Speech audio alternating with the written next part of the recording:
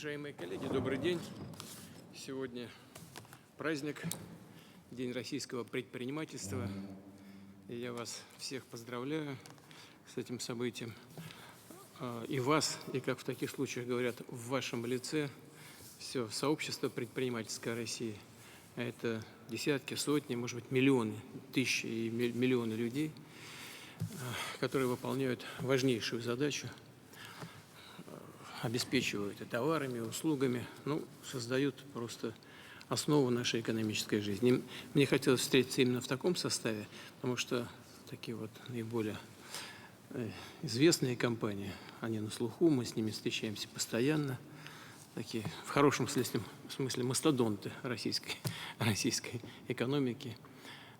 Но хочу, чтобы и вы знали, что мы вас знаем, мы относимся с огромным уважением к тому, что вы делаете. И я и мои коллеги хотели именно в таком составе встретиться сегодня с предпринимателями, чтобы вас послушать, посмотреть, что можно и нужно сделать дополнительно для того, чтобы поддержать вас и ваших коллег. Конечно, предпринимательская деятельность – это все говорят о том, что это особая стезя, это нужно быть человеком талантливым, нужно знать и право, и финансы, и экономику в широком смысле этого слова. Но, на мой взгляд, наиболее успешные предприниматели – это те, у которых есть особый талант. Это умение общаться с людьми. Вот это, мне кажется, самое главное. Основа в предпринимательском успехе. И с партнерами, и в общем, со всеми. Вот как я вижу, люди вот с этим талантом, они добиваются наибольших успехов. Конечно, эта работа требует и специальных знаний, это конечно. Но вот объединять усилия вокруг интересных идей – это самое главное. В том числе это касается, конечно, и тех направлений, и тех производств, тех услуг, которые создаются, что называется, с нуля. Вот толкнуть эту тачку всегда, наверное, самое трудное дело. Если, конечно, нет особой поддержки со стороны. Вот это, на мой взгляд, самое тяжелое. И именно напряженный, каждодневный труд предпринимателя пробивает дорогу к успеху своего дела, своей компании, а в конечном итоге, без всякого преувеличения, и к успеху всей страны.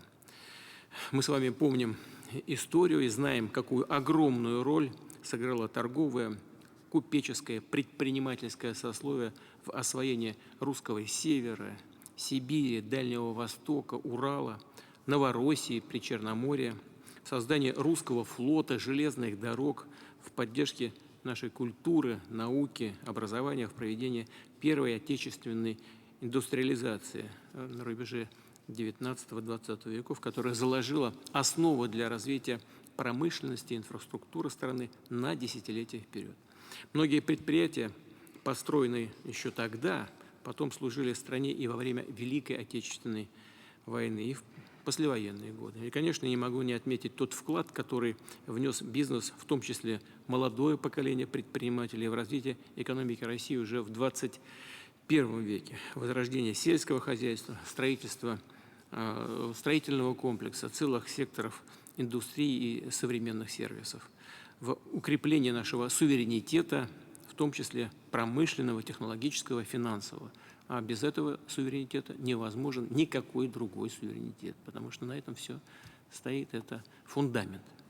То, что объем экономики России сегодня 4-й в мире по паритету покупательной способности, конечно, ваша прямая заслуга. Результат общей работы коллективов предприятий, компаний из всех регионов Российской Федерации.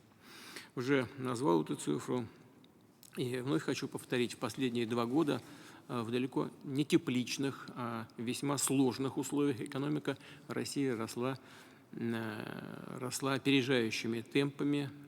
Знаете, в позапрошлом году 4,1%, а в прошлом 4,3%. Хороший показатель. Причем этот рост был сосредоточен не в отдельных отраслях, не носил локальный характер. Напротив, он охватывал самый широкий спектр направлений. Промышленность, сельское хозяйство, цифровые технологии, сфера услуг, финансов и так далее.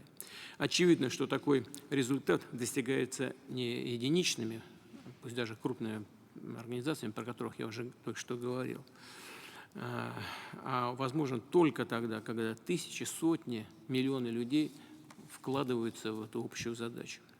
Последние несколько лет обозначили перед Россией, перед нашим деловым сообществом целый ряд острых вызовов. Был вызов предпринимательского сообщества столкнулось с целым рядом вызовов. Они были связаны с изменением логистики, кооперационных цепочек, с нарушением привычных ранее механизмов платежей и международных расчетов. Кроме того, с российского рынка во многом по принуждению так называемых политических западных элит ушел ряд иностранных компаний. Причем некоторые из них, к сожалению, это очевидная вещь, подставили своих российских партнеров. И очень важно, что в этих непростых условиях наши предприниматели не стушевались, рук не опустили, а напротив, проявили присущую им деловую хватку, смекалку и основательную хозяйственность в самом широком и прямом смысле этого слова. Продемонстрировали настоящие лидерские качества. Все то, что востребовано на любом историческом этапе и в любое время. А сегодня особенно важно и помогает стране идти вперед. В нашей встрече принимают участие как раз такие предприниматели из разных отраслей и секторов отечественной экономики. Это промышленность, в том числе высокотехнологичная, информационные технологии, агрокомплекс, общественное питание, туризм и другие направления. Всех вас, уважаемые коллеги, объединяет не только высокий набранный темп развития своего бизнеса, но и стремление и дальше динамично расти, приносить пользу людям, служить обществу, делать нашу страну, Россию еще сильнее.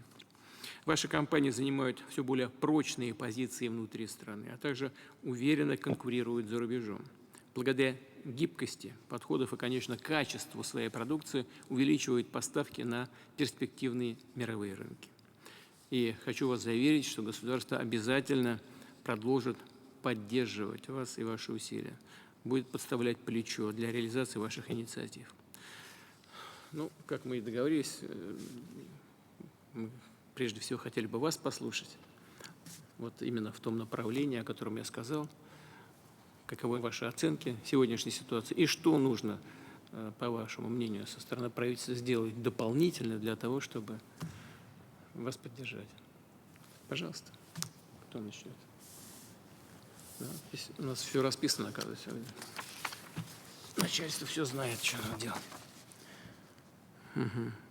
Маламант Ирина Константиновна, пожалуйста, Нейрософт. Прошу вас, Ирина Константиновна. Уважаемый Владимир Владимирович, для меня большая честь представить компанию Нейрософт, которая на протяжении 33 лет является разработчиком и производителем медицинского оборудования. Но существенный рывок в своем развитии мы сделали за последние несколько лет. С 2021 года компания увеличила свои масштабы в 1,7 раза по показателю оборот, 3 миллиарда по итогам 2024 года. Мы находимся в городе Иваново, где разрабатываем и производим свое медицинское оборудование. В нашем регионе созданы все условия для развития бизнеса. И особенно отвечу, что достойная подготовка кадров для нашей отрасли. Мы создаем оборудование экспертного класса для функциональной диагностики, нейрофизиологии, аудиологии и реабилитации. Наши приборы – это программно-аппаратные комплексы, которые позволяют исследовать электрическую активность головного мозга, состояние нервно-мышечной системы для реабилитации пациентов с патологией опорно-двигательной системы, а также для диагностики нарушений слуха у взрослых и детей. У нас вообще 15 направлений медицинских, и я отдельно отмечу, что мы вносим свой вклад в обеспечение суверенитета Российской Федерации в области здравоохранения и являемся единственными в России производителями такого оборудования, как транскраниальные магнитные стимуляторы, которые применяются для лечения психических и неврологических заболеваний. Например, применимы для лечения посттравматического стрессового расстройства, а также для реабилитации после инсультов. У нас есть оборудование, которое позволяет контролировать сохранность нервных структур во время проведения операций. А также, конечно же, вклад в детское здравоохранение. У нас есть приборы, которые позволяют проводить скрининг слуха у самых маленьких, у новорожденных. Мы предприятие полного цикла, то есть от идеи до продажи конечным потребителям мы осуществляем самостоятельно. В штате компании у нас уникальный коллектив. Работает порядка 470 сотрудников, 30% задействованы в НИОКР. Но самое важное, о чем бы я хотела вам рассказать, это о том, что в 2004 году компания Нейрософт, благодаря своему качеству, вышла на международный рынок. И благодаря широкой дистрибьюторской сети мы смогли установить наше нейрософтовское российское оборудование в 102 страны мира. И это не предел. Планируем дальше развивать экспорт. Если посмотреть на 2024 год, то оборот компаний экспортный составил порядка 40%. Мы заключили контракты с представителями из 63 стран мира. Абсолютными лидерами по обороту являются Бразилия, Индия, Казахстан, Узбекистан, а рекордсменами по росту оборота являются Иран, Египет, Латинская Америка. И я хотела бы благодарить вас в лице правительства, государства за меры поддержки, которые оказываются бизнесу для развития экспорта, для развития предприятий радиоэлектронной промышленности. Ну и, пользуясь случаем, хотела пригласить вас посетить наше предприятие, посмотреть, как создаются приборы российские. Вот. И в продолжении развития экспорта, если уместно, я бы хотела обратиться с вопросом или, может быть, даже с просьбой. В 2022 году у компании Нейрософт незаконно были отозваны сертификаты, выданные в Европейском Союзе. Это ограничивает наш экспорт в страны, в которых не развита система допуска медицинских изделий на рынок, где применяются эти сертификаты как референтные, то есть эталонные. Мы за свою историю 20-летнюю экспорта однозначно можем сказать, что наша российская система регулирования обращения медицинских изделий одна из лучших в мире. И однозначно по основополагающим вопросам даже превосходит некоторые мировые системы, например, американскую и европейскую. Мы знаем, что правительство проводит всевозможную работу для признания российских регистрационных удостоверений в дружественных странах. Проводятся работы в направлении Ирана, Африки, Азии и Латинской Америки. И я, уважаемый Владимир Владимирович, обращаюсь к вам с просьбой поддержать работу правительства в этом направлении. Я знаю, что в июне состоится Международный экономический форум, на который прибудут делегации из разных стран. И если это будет уместно, будут встречи с этими делегациями, обсудить с ними вопрос использования российских регистрационных удостоверений, выданных в Росздравнадзоре, для выхода на рынки дружественных стран. Это позволит таким компаниям, производителям медицинской техники, как наша, зарегистрировать свою продукцию и предлагать ее на внешних рынках и давать возможность системам здравоохранения дружественных стран получить российское медицинское оборудование. Ирина Константиновна, конечно, на Санкт-Петербургском экономическом форуме это сделать несложно, мы проработаем, но этого недостаточно. Это нужно, чтобы и МИД на постоянной основе этим занимался, и Министерство промышленности через торгпредство. Это должна быть системная, настойчивая работа. Связана она и с, надо прямо говорить, ну, здесь так, исходим из того, что называется, мы на одном языке говорим, все свои, что называется. Связана и с преодолением известных коррупционных схем. Это, к сожалению, везде одно и то же. И у нас такое бывает. В чем дело? Прикормленные компании, и они, в свою очередь, прикармливают тех, кто пользуется и значит, фармацевтической продукцией, и продукцией медицинского оборудования, там, предприятия, выпускающие медоборудование. Вот там регулирующие организации, с ними работают десятилетиями, и больше на рынок никого не пускают. Это такая напряженная работа, но, безусловно, если этим заниматься системно, можно преодолевать. И надо этим, безусловно, заниматься. Мы, конечно, будем это делать. Вот сейчас вот прошу коллег, они здесь все слышат, обязательно это сделаем. А я еще и по линии МИДа попрошу этим заняться активно. Ну и вот по линии Министерства промышленности через торгпресс. Надо настойчиво это делать, долбить, и мы, уверен, будем добиваться нужного нам результата. Главное, чтобы соотношение цена и качество были соответствующими. Ну, я так понимаю, что у вас, если 102 страны уже берут ваше оборудование, это очень важно. К сожалению, вот начали, когда происходить известные события, некоторые западные компании начали отказывать нам не только в поставках оборудования, но даже в обслуживании этого оборудования медицинского. Кстати говоря, американские компании не отказывали, и поставляли, и обслуживали все вот эти годы без всяких сбоев. А европейские многие соскочили. Вот. Но нам нужно вот по этому направлению точно совершенно быть независимыми. А для того, чтобы развиваться, нужно обеспечивать и экспорт. Это правда. Точно. Поработаем обязательно. Вот. Вы сказали также про проблему нарушения слуха у новорожденных, у малышей. Насколько я понимаю, там очень важно прямо в первые месяцы жизни предпринять необходимые шаги для того, чтобы ребенок развивался нормально. Там вживление даже возможно, да, каких-то чипов там, да? Да, все верно. Там самые первые дни жизни проводятся. В самые первые дни жизни у ребенка проводится аудиологический скрининг. Это первый тест слуха у ребенка. И дальше врач видит патологии, либо не патологии, и уже более внимательно смотрит о дальнейших методах лечения, либо действительно там, оживления слуховых аппаратов. Ну, в общем-то, это действительно самый первый шаг. Да, если все вовремя сделать, то ребенок развивается нормально, тогда он все слышит, воспринимает окружающий мир нормально. Вот вы этим тоже занимаетесь, да? Да. И здесь есть успехи у вас, да, так я понимаю? Да, во многих родильных домах Российской Федерации установлено данное оборудование, и, в общем-то, мы видим перспективу и важность этого направления, и продолжаем развивать и поставлять оборудование в перинатальные центры.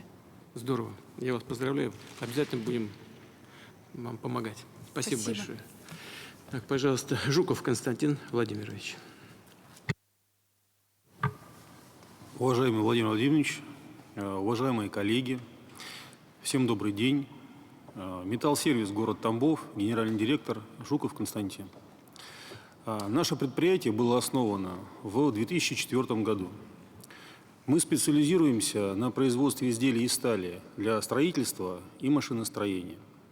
Мы производим широкий ассортимент профильных прямоугольных, квадратных труб практически любого размера. В 2024 году мы реализовали инвестиционную программу и запустили автоматический стан для производства круглой трубы под магистральные газонефтепроводы высокого давления.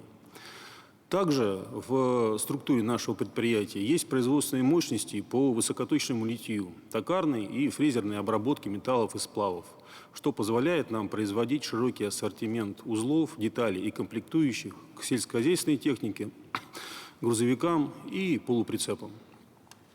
Мы являемся исполнителями гособоронзаказа и также производим перечень комплектующих к специальной продукции. В прошлом году оборот нашей компании составил 42 миллиарда рублей. На данный момент в нашу структуру входит 2100 работников. В 2027 году наша компания планирует приступить к реализации очередного инвестиционного проекта, в результате которого планируется строительство завода по производству стали. Конструкционный, качественный и легированный в общем объеме до 300 тысяч тонн в год, что позволит создать дополнительно порядка 1000 рабочих мест в нашем регионе и значительно укрепит позиции компании на рынке и расширит ассортимент выпускаемой продукции. Производство жидкой стали облагается акцизом с 2022 года. Прошу вас рассмотреть возможность введения каникул на уплату акциза на жидкую сталь для вновь образованных металлургических предприятий. Это позволит существенно расширить возможности для каждого предприятия по развитию и дальнейшему росту. Ну, мы сейчас вот министру этот вопрос адресуем, но в целом у нас там есть же есть определенные преференции по уплате налога на прибыль. Да? Да, там 25% из них 17 идет в регион и 8 только в федерацию. Из этих 17 закон позволяет снижать прибыль, налог на прибыль до 7%, по-моему, но есть возможность и до 3% снизить федеральную часть. Антон Германович. Да, Владимир Ильич.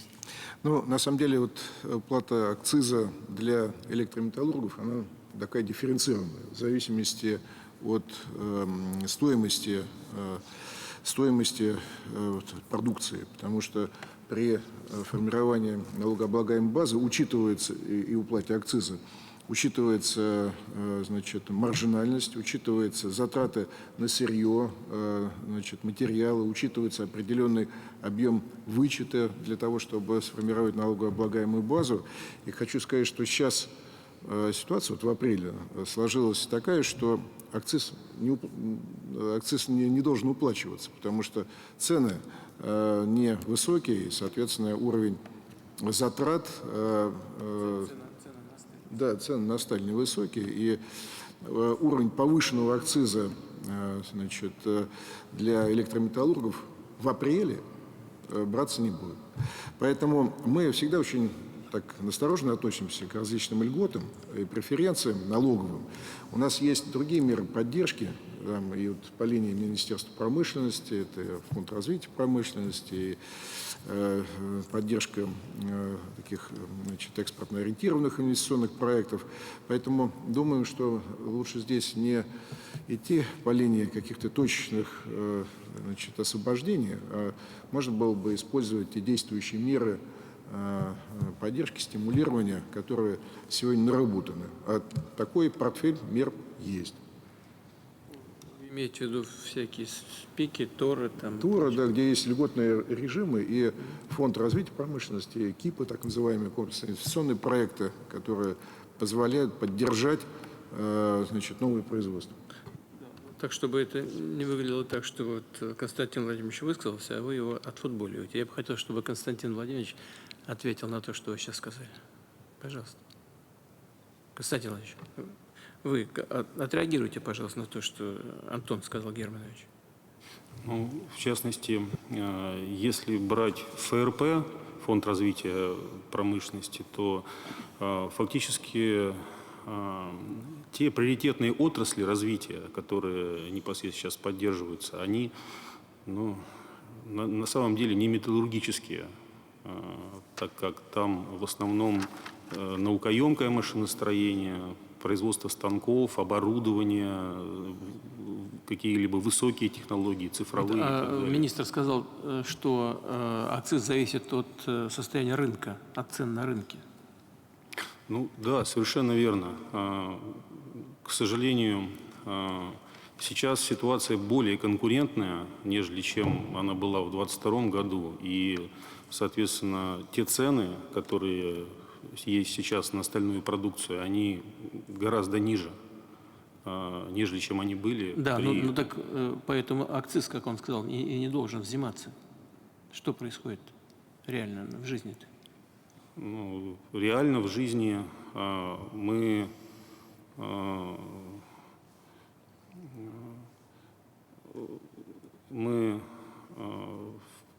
же непосредственно все равно приходится платить. можем рассматривать разные экономические ситуации. То, что непосредственно сейчас, да, действительно, сейчас стоимость стали, она низкая, но непосредственно если ситуация будет развиваться положительно, соответственно, стоимость стали будет выше, и, соответственно, акциз также непосредственно будет работать.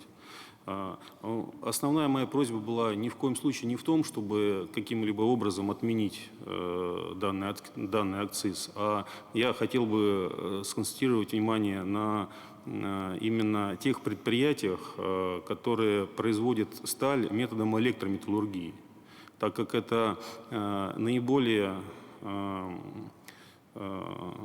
эффективный и менее экологически вредный путь производства и выплавки стали. Поэтому, если непосредственно есть возможность каким-либо образом поддержать такой метод производства стали, то это было бы, конечно же, очень хорошо. И я считаю, что данные предприятия, они покажут свою эффективность и принесут пользу. Константин Владимирович, ну вот Антон Германович что сказал? Цены у вас упали, значит, акциз вы не должны уплачивать, по сути. Вот что он говорит. Значит, а вы считаете, что этого... Ну и в апреле, да? В апреле уже нет акциза, в апреле не будет. Не будете уплачивать. Вы в курсе этого или нет? Да, конечно. Ну так а что тогда не хватает? Ну, давайте. Хотели что-то добавить? Да, пожалуйста. Да, разрешите, пожалуйста, Владимир Владимирович. Иван Демченко, компания «Новосталь-М». Я представляю как раз-таки отрасль электрометаллургии. Нас называют зеленой металлургией. По факту мы переработчики металлолома. То есть это совершенно другой принцип производства, нежели у любой классической технологии. Наши выбросы в целом в 5-6 раз меньше, чем у любых классических металлургов.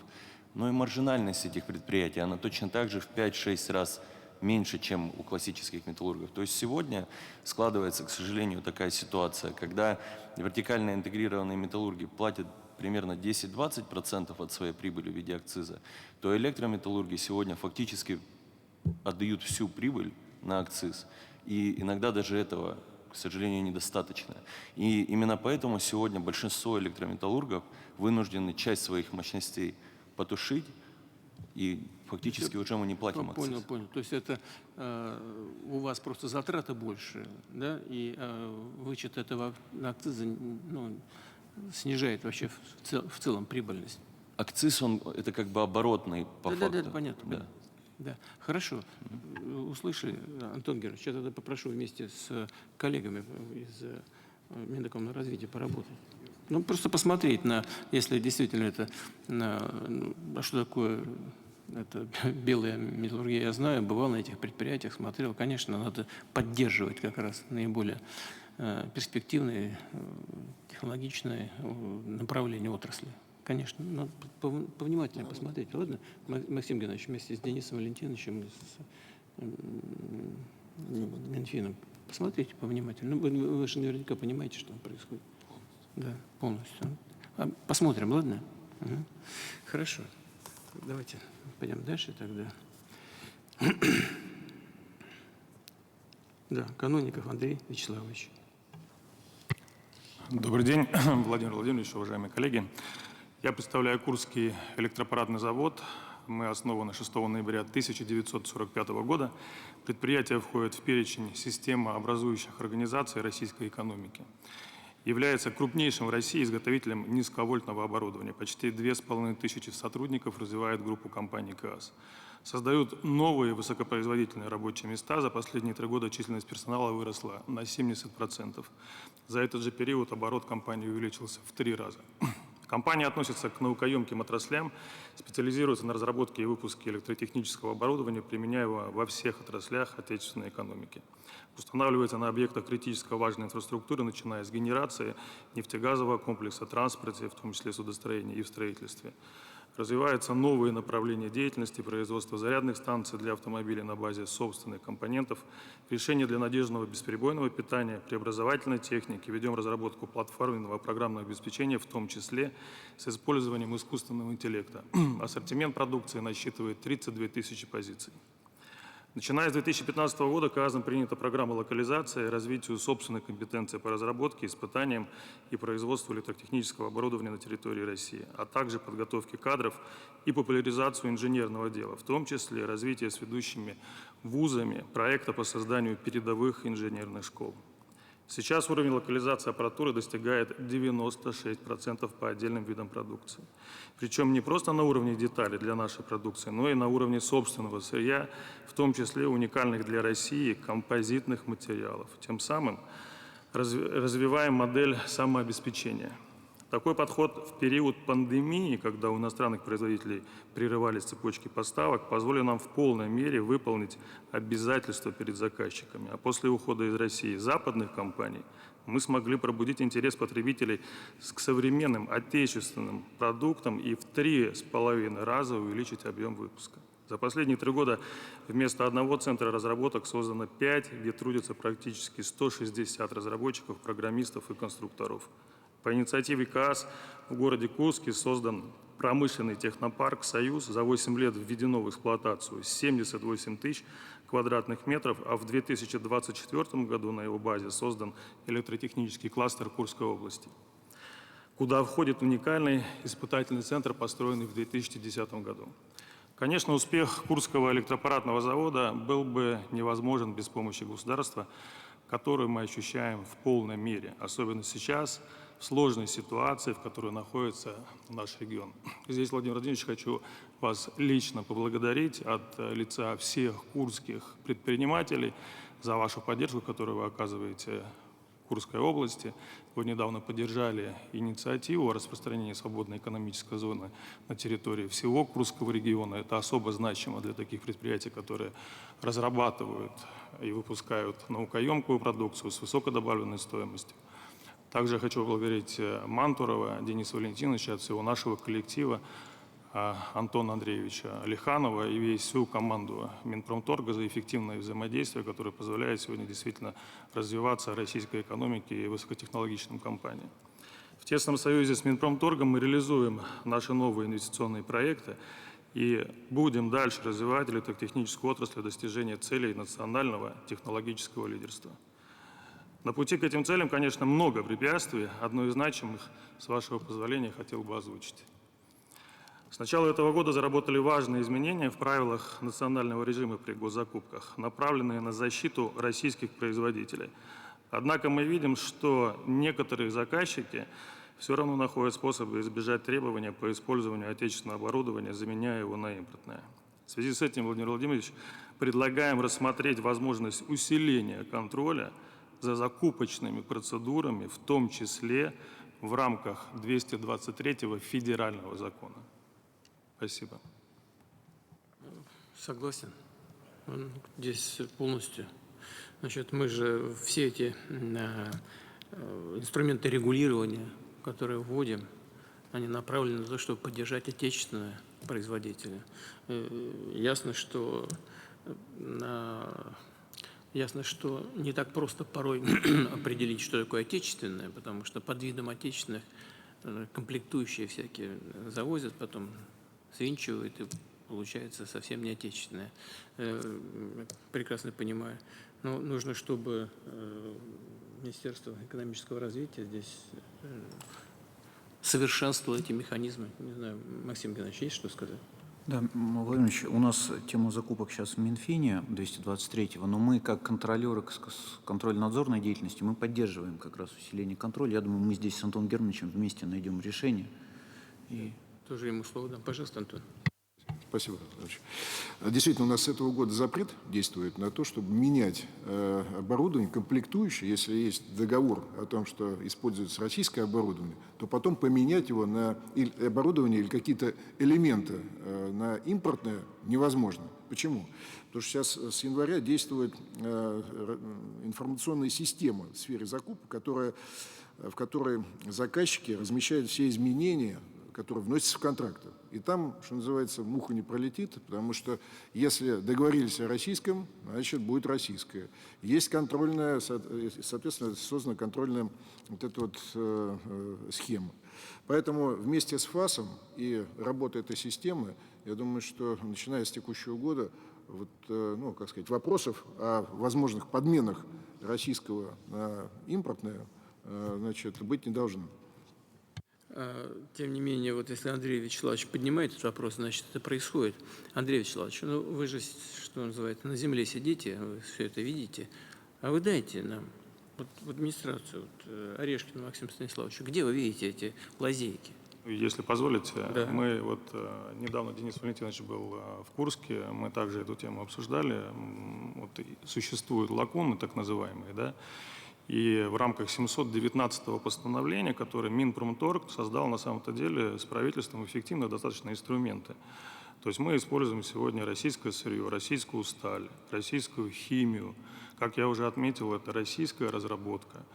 Оборудование абсолютно не уступает западным аналогам по качеству, по функционалу. Иногда и дешевле даже в несколько раз западных аналогов. Да? Мы действительно не можем сегодня конкурировать с азиатскими производителями, при том, что сейчас рубль укрепляется. И в 719-м постановлении четко регулируется, что такое российское оборудование, что такое нет. И мы четко следуем этим правилам. Соответственно, мы, как я уже сказал, приняли эту программу локализации, переместили полностью, значит, и оборудование, и штампы, начиная с 2014 года, полностью локализовали. Не всегда, еще раз отмечу, что это конкурентоспособно с учетом эффекта масштаба. Надо получить эффект масштаба, чтобы достаточно было объема, да, производить высококонкурентную продукцию. Соответственно, такие регламенты есть, они четко регулируются законодательством, но заказчики им не следуют. Поэтому здесь бы хотелось, мы эту тему и с Максимом Геннадьевичем тоже обсуждали в рамках, значит, Минстроя, когда мы предлагали при проектировании объектов строительства проектировать со ссылкой применения отечественного оборудования согласно 719 постановлению. То есть, значит, соответствующие наши организации, которые берут нелокализованные, значит, изделия, они это видят? Конечно, видят. Видят, но просто не исполняют постановление правительства. Конечно, так оно и есть. Ну, как так можно? Поэтому мы и просим контроля. Поэтому и обращаемся усилить. Ну и что? Ну и что? Мы обращаемся с возможностью усилить контроль. Сейчас, я понял. Извините. Да, давай. Здесь, мне кажется, Владимир Ильич, нужно вводить контрольную функцию. Вот мы избегаем новых контрольных функций всегда. Контрольные функции за нашими госкорпорациями, Не, чтобы они мы реально... избегаем контрольной функции, чтобы им не мешать со стороны административных структур. А здесь, наоборот, им надо помочь этой контрольной функции. Надо это сделать. Это надо сделать. Можно еще один комментарий? Да, пожалуйста. У нас на основании закона с января текущего года действует запрет, законодательный запрет о том, чтобы такие подмены могли осуществляться. О чем коллега говорит, может быть, это по договорам, которые были заключены до января текущего года. Возможно, да. Но с текущего года жесткая законодательная норма и, соответственно, со всеми вытекающими Да нет, последствиями. Антон, о чем он говорит? Он говорит о том, что запрет есть. Ну и никто, или кто-то не делает этого. И все, что должен был бы делать. Не соблюдает этих запретов, и все. Поэтому нужно взять под контроль все. Ну, Антон, с ФАСом и с кем угодно. Надо просто, чтобы жизнь соответствовала нормативной базе, которая создана на этот счет. Ну, если позволите, то у некоторых корпораций действительно есть департаменты импортозамещения, и они отчитываются по баллам, сколько они заместили импортного оборудования. Эта практика начала действовать с 2015 года, потихонечку она начала, где-то угасала. Понимаю. Но если значит, практика показывает, что нужно какое-то ужесточение, нужно не только контроль, но и санкции какие-то за нарушение. Кто в КГБ работал, я или он? Уголовные надо вводить сразу. Почему уголовные? Это финансовые вводить, экономические. Предупреждать, может быть, надо конечно. сначала, да, коллег. Ну, штрафы, конечно. Так, чтобы демотивировать нарушение этих норм. Вот и все.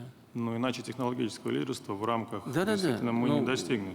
Нам Андрей нужен Вячеславович, эффект масштаба, нам нужно хотя бы на 3 года. Дайте Согласен. нам 3 года разогнать именно Согласен, эффект полностью. масштаба. Он полностью согласен. И прошу коллег это вот отработать, что- обязательно отработать. Полностью согласен. Сталь в России, удивительно, вы не поверите, и химия российская дороже, чем в Азии.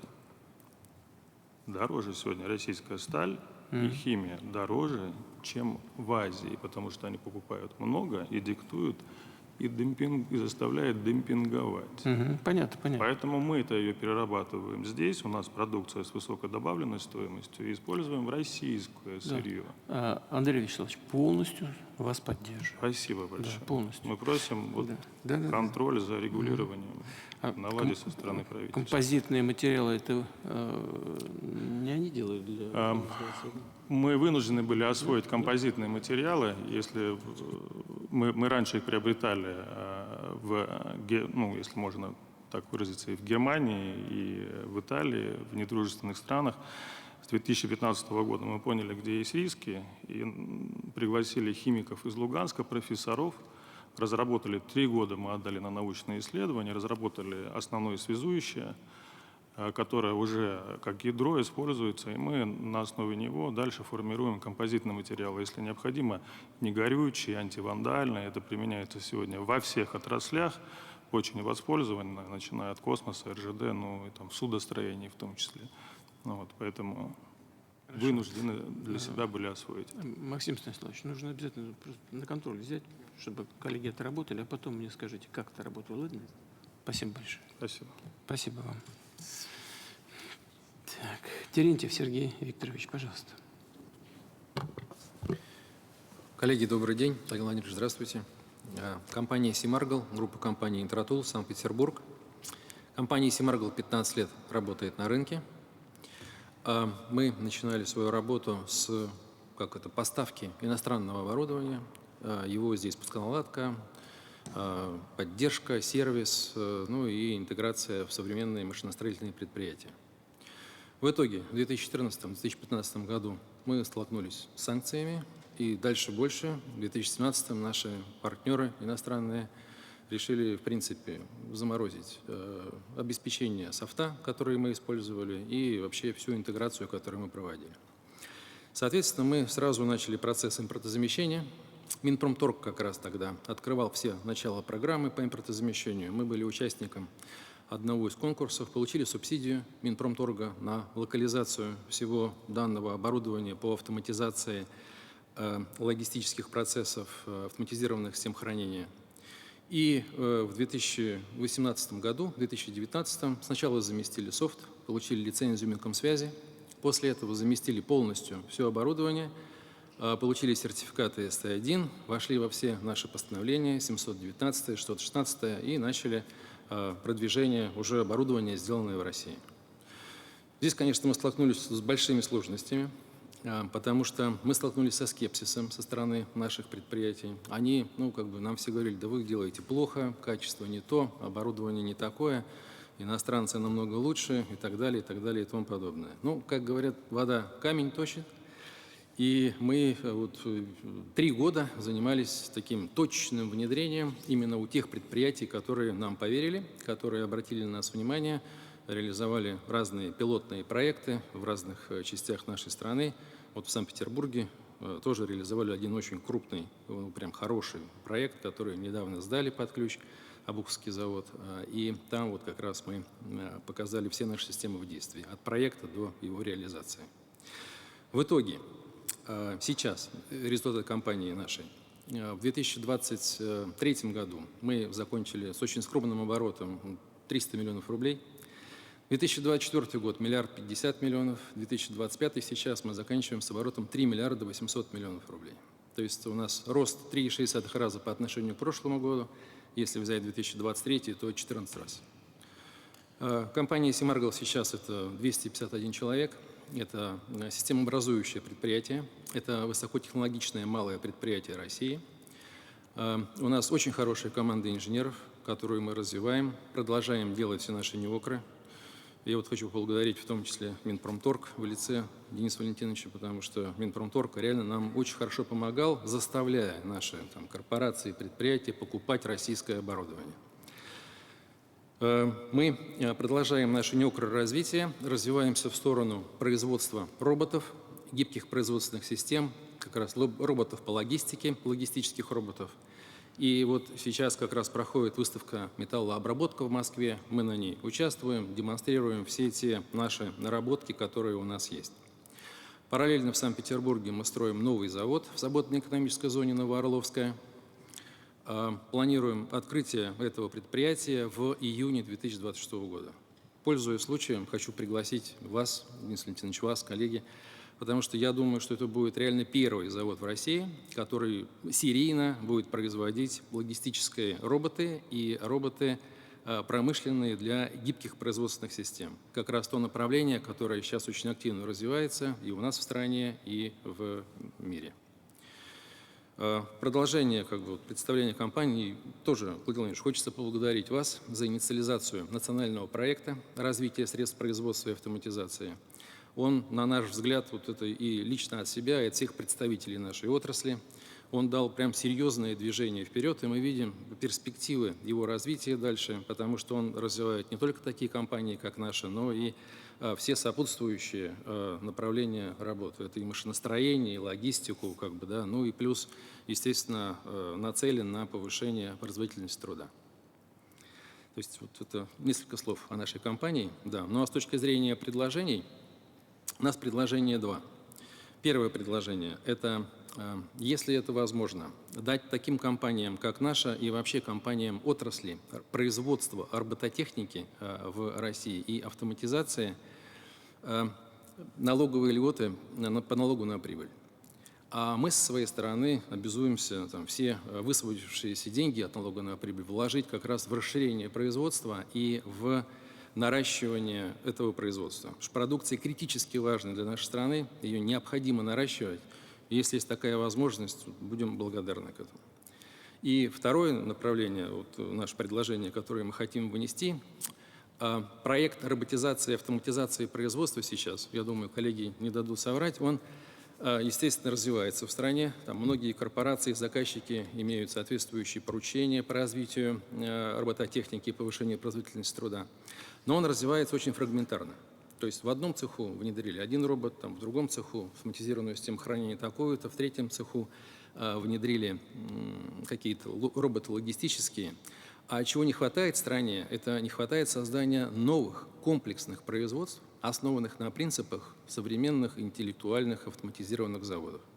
Вот было как раз совещание, Максим Станиславович проводил в Сколково, это было месяц назад, мы на нем тоже участвовали, и как раз слышали о том, что в России очень сложно сейчас, при нынешних ставках, которые у нас есть, именно проектировать и создавать на будущее такие высокоинтеллектуальные автоматизированные предприятия, где можно минимизировать труд рабочих, которые неквалифицированные, и намного повысить производительность труда. Потому что затраты от строительства таких новых фабрик, они существенно превышают те стандартные подходы к проектированию заводов, которые сейчас у нас есть. С одной стороны, это новые заводы, а с другой стороны, то же самое в области логистики. Потому что мы в области логистики активно работаем, и, допустим, для промышленности очень много мер поддержек, а для объектов логистики, причем полностью автоматизированной, там, где работают роботы, а не человек. Вот для таких логистических объектов таких мер поддержки мало. Мы общались как раз с двумя губернаторами, это губернатор Нижегородской области Глеб Сергеевич Никитин, также общались с новым губернатором Ростовской области, с Люстром Юрием Борисовичем. Представляли для них новый комплексный проект, предлагали сделать такой, пилотный проект в России, которых пока никто в России еще не строил, весь мир к этому идет, у нас пока это очень сложно развивается. Столкнулись с тем, что период окупаемости таких объектов, он превышает 10 лет, 10-12. Если их строить в максимальной автоматизации и роботизации без использования очень большого количества человеческого труда, которых так не хватает. Нижегородская область, потому что она как связующее звено между Казанью и Москвой, как раз новая логистическая трасса, которая сделана. Ростовская область, потому что это связующее звено между Россией и новыми 4 территориями, которые мы присоединили. И там очень большие есть потенциальные проблемы с логистикой. Вот мы с такой инициативой выходим. И эти проекты хотелось бы поддержать, чтобы, может быть, какая-то господдержка в этом смысле возможна, для того, чтобы не боялись строить такие объекты с более длительными сроками окупаемости, нежели сейчас. А дальше это, извините, можно вообще в рамках всей страны мультиплицировать, потому что каждый город-миллионник на въездных-выездных группах, это же как раз создание новой критической логистической инфраструктуры, которую можно развивать. Спасибо. Сергей Викторович, да? Ну, это одно из ключевых направлений развития робототехники в стране. Я уже говорил публично несколько раз на этот счет. Но вы, поскольку этим занимаетесь, знаете, да, каков уровень роботизации, скажем, в Японии, какой у нас. Конечно. Ну, Конечно. не хочется даже лишний раз вслух об этом говорить. Сколько приходится на 1000 человек роботов там и у нас. Но в целом мы как бы на правильном пути. А если срок окупаемости, он вообще, в принципе, при создании новых предприятий так, достаточно большой. Но если в этой области, которая для нас является ключевой, он такой вот в периоде 10 лет, да и то непонятно как, с учетом и ставки и прочее, ну, давайте обязательно сделаем эти вот пилоты, о которых вы сказали, и в Ростове, и в Нижнем. Изложите, пожалуйста, вот что сейчас просто, чтобы время всех не занимать, что вы считаете важным, принципиальным, как создать вот эту базу нормативную, чтобы эти проекты пошли. Отдайте для начала в администрацию, вот, Максим Станиславович, Максим, возьми, пожалуйста, да, и потом вместе с коллегами со всеми мы проработаем. Да, хорошо, мы подготовим предложения. Они есть, они подготовлены, они уже, как бы, ну, мы Ну, я это понимаю, если вы так уверенно Да, да. говорите, уже работаете в этой Конечно, сфере, конечно. видите, что, с чем сталкиваетесь, чего не хватает. Вот, обязательно проработаем. Одно из ключевых направлений у нас. Да? Значит, по поводу льгот по налогу на прибыль, но я уже говорил в начале нашей встречи, из 25% 17 это региональные, и они могут, регионалы, могут снижать до 7%. В принципе, есть решение, да, Антон, и федеральный может быть снижен из 8 до 3. Но мне кажется, надо просто этим воспользоваться. Вы прорабатывали это с тем губернатором Петербурга? Или как? Нет, мы это не прорабатывали ни с кем, это вот как бы у нас Ну, а почему? родилось такое Ну, предложение. сегодня уже Проработаем. можно. Ну, поработайте, я скажу Беглову. Хорошо. Пускай вот завтра буквально встретитесь с ним, поговорите. Но это же не только для нас, это фактически для всех предприятий робототехники и Да. автоматизации. Они же в разных Ну, регионах послушайте, ну, находятся. есть решение принято, надо просто воспользоваться. Если они отказывают на региональном уровне, это другой вопрос. Ну, тогда тоже приходите, мы с ними поработаем. Минфин проработает, там же доходная часть этих региональных бюджетов, расходная, там же все на виду. Понятно, у коллег существуют свои приоритеты, но это один из ключевых приоритетов. Но договоримся. И налог на прибыль из федеральной части тоже, Антон Георгиевич. Да? Рассмотреть. Плюс еще действительно нацпроект по станкам у нас есть. Вот. Ну да. Надо тоже пользоваться. Да. Нет, просто смотрите, станки станками, а роботизация и автоматизация – это сопутствующие фактически технологии. Это вместе со станками составляет гибкие производственные системы. И если как бы льготы, которые есть для проектостроения, расширить на робототехнику и автоматизацию производства, в общем, для российских компаний, которые это производят, это будет просто отличная мера поддержки. Сергей Ильич, давайте, ладно? Вот Максиму Станиславовичу отдайте, Хорошо. он со всеми проработает, хорошо? Принято. Я Спасибо. считаю, что очень правильно и хорошие предложения, идеи. Спасибо, что вы пришли сегодня. Спасибо. Спасибо. Спасибо, Владимир Владимирович.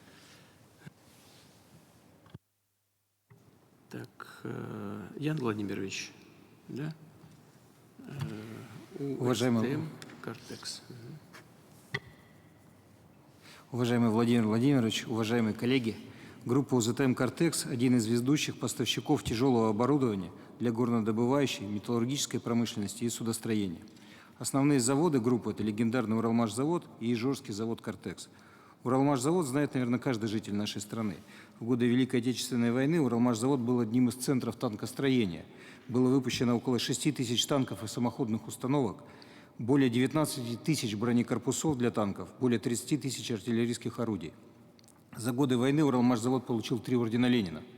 Сегодня на предприятиях группы трудятся 7,5 тысяч человек.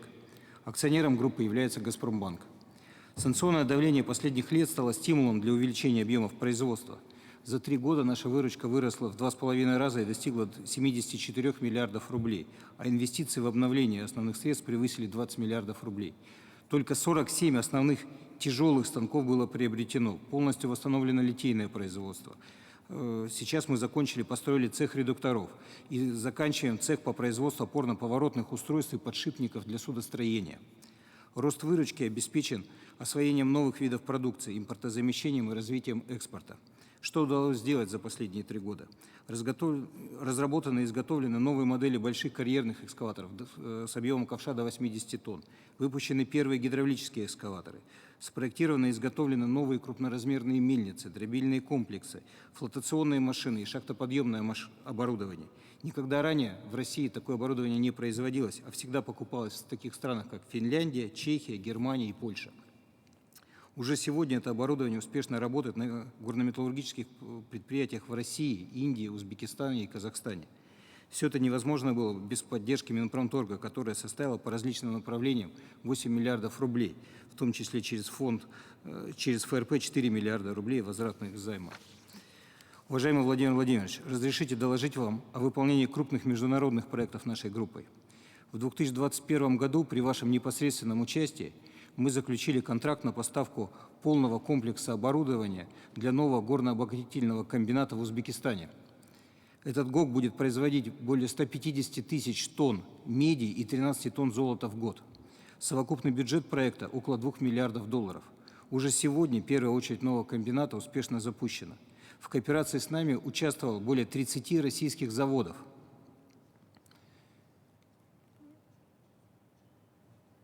В апреле этого года на Иннопроме в Ташкенте мы с Денисом Валентиновичем докладывали Шавкат Мирамоновичу о реализации этого проекта. С 2018 по 2022 год были заключены крупные контракты на поставку в Индию. Мы поставляем 26 очень больших машин, в том числе шагающие экскаваторы с самой большой стрелой в мире – 100 метров. Благодаря работе наших машин добыча энергетического угля в Индии выросла на 15%, а производство электроэнергии на 10%. Всего с 2018 по 2024 год на горнорудные предприятия Узбекистана, Казахстана, Монголии, Индии было поставлено более 100 тяжелых машин. В настоящее время мы участвуем в тендерных процедурах по еще нескольким очень знаковым проектам. Мы обладаем высокой конкурентоспособностью на этих рынках. В этом нам помогает национальный проект по поддержке экспорта, по которому действует несколько очень эффективных инструментов продвижения. На наш взгляд, очень важно, чтобы эта работа продолжалась и далее. Хотел бы вас попросить, уважаемый Владимир Владимирович, чтобы фокус вашего внимания на поддержке экспорта сохранялся. Важнейшее направление деятельности группы – это реализация крупных инфраструктурных проектов в нашей стране. В 2017 году по решению председателя правления «Газпромбанка» Андрея Игоревича Акимова был восстановлен брошенный литейный комплекс на территории Ижорской площадки в Колпино, Санкт-Петербург. И сегодня это единственное предприятие в России, где могут изготавливаться крупногабаритные отливки весом до 600 тонн. Так, в 2024 году мы смогли изготовить основные кронштейны грибных валов для ледокола «Лидер».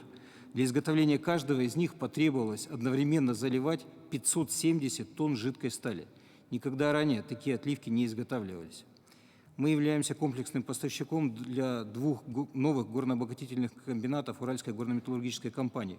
Общий бюджет поставки превышает 200 миллиардов рублей. Хотелось бы поблагодарить руководство компании за доверие и поддержку к российскому машиностроению. У нас огромная программа взаимодействия с Норильским никелем, Металлинвестом, Магнитогорским металлкомбинатом и компанией «Эльгауголь». Нам поручают очень высокотехнологичные проекты. В настоящее время мы с Баимской горнодобывающей компанией при поддержке Минпромторга, ВЭБа и Газпромбанка прорабатываем вопрос комплексной поставки оборудования в рамках проекта «Баимская площадь». Такие масштабные проекты предусматривают меры государственной поддержки с участием фабрики проектного финансирования ВЭБа. Насколько нам известно, сейчас эта программа донастраивается.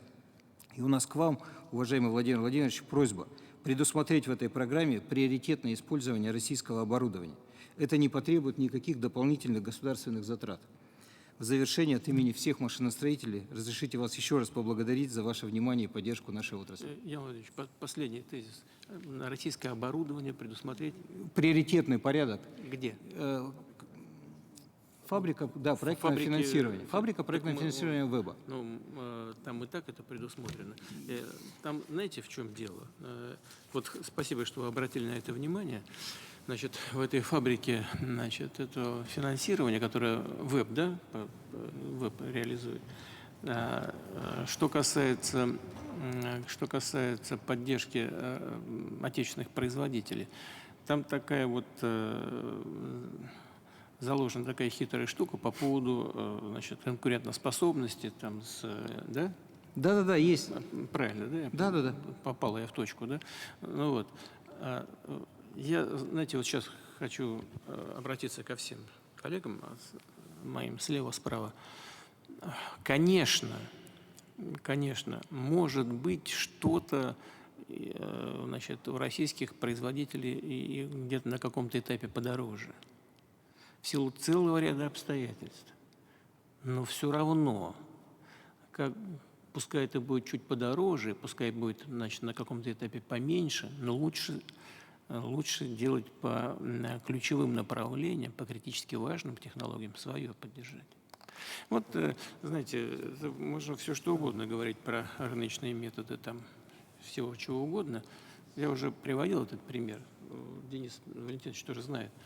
Вот в 60-е годы, да, Южная Корея массированно поддержала со стороны государства судостроение, в том числе крупнотоннажное. Да. Все, они лидеры.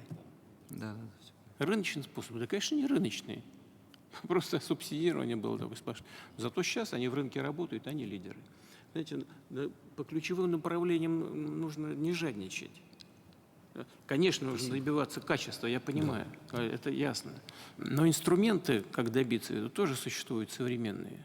Поэтому я вот прошу Максима Станиславовича обязательно вот вместе с коллегами проработать это. Хорошо? Здесь нужна такая тонкая настройка у этого инструмента вебовского.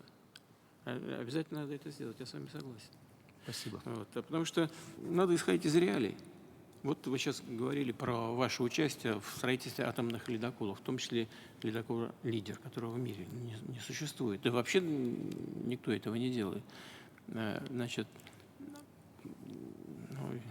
видимо, господин Ступ, нынешний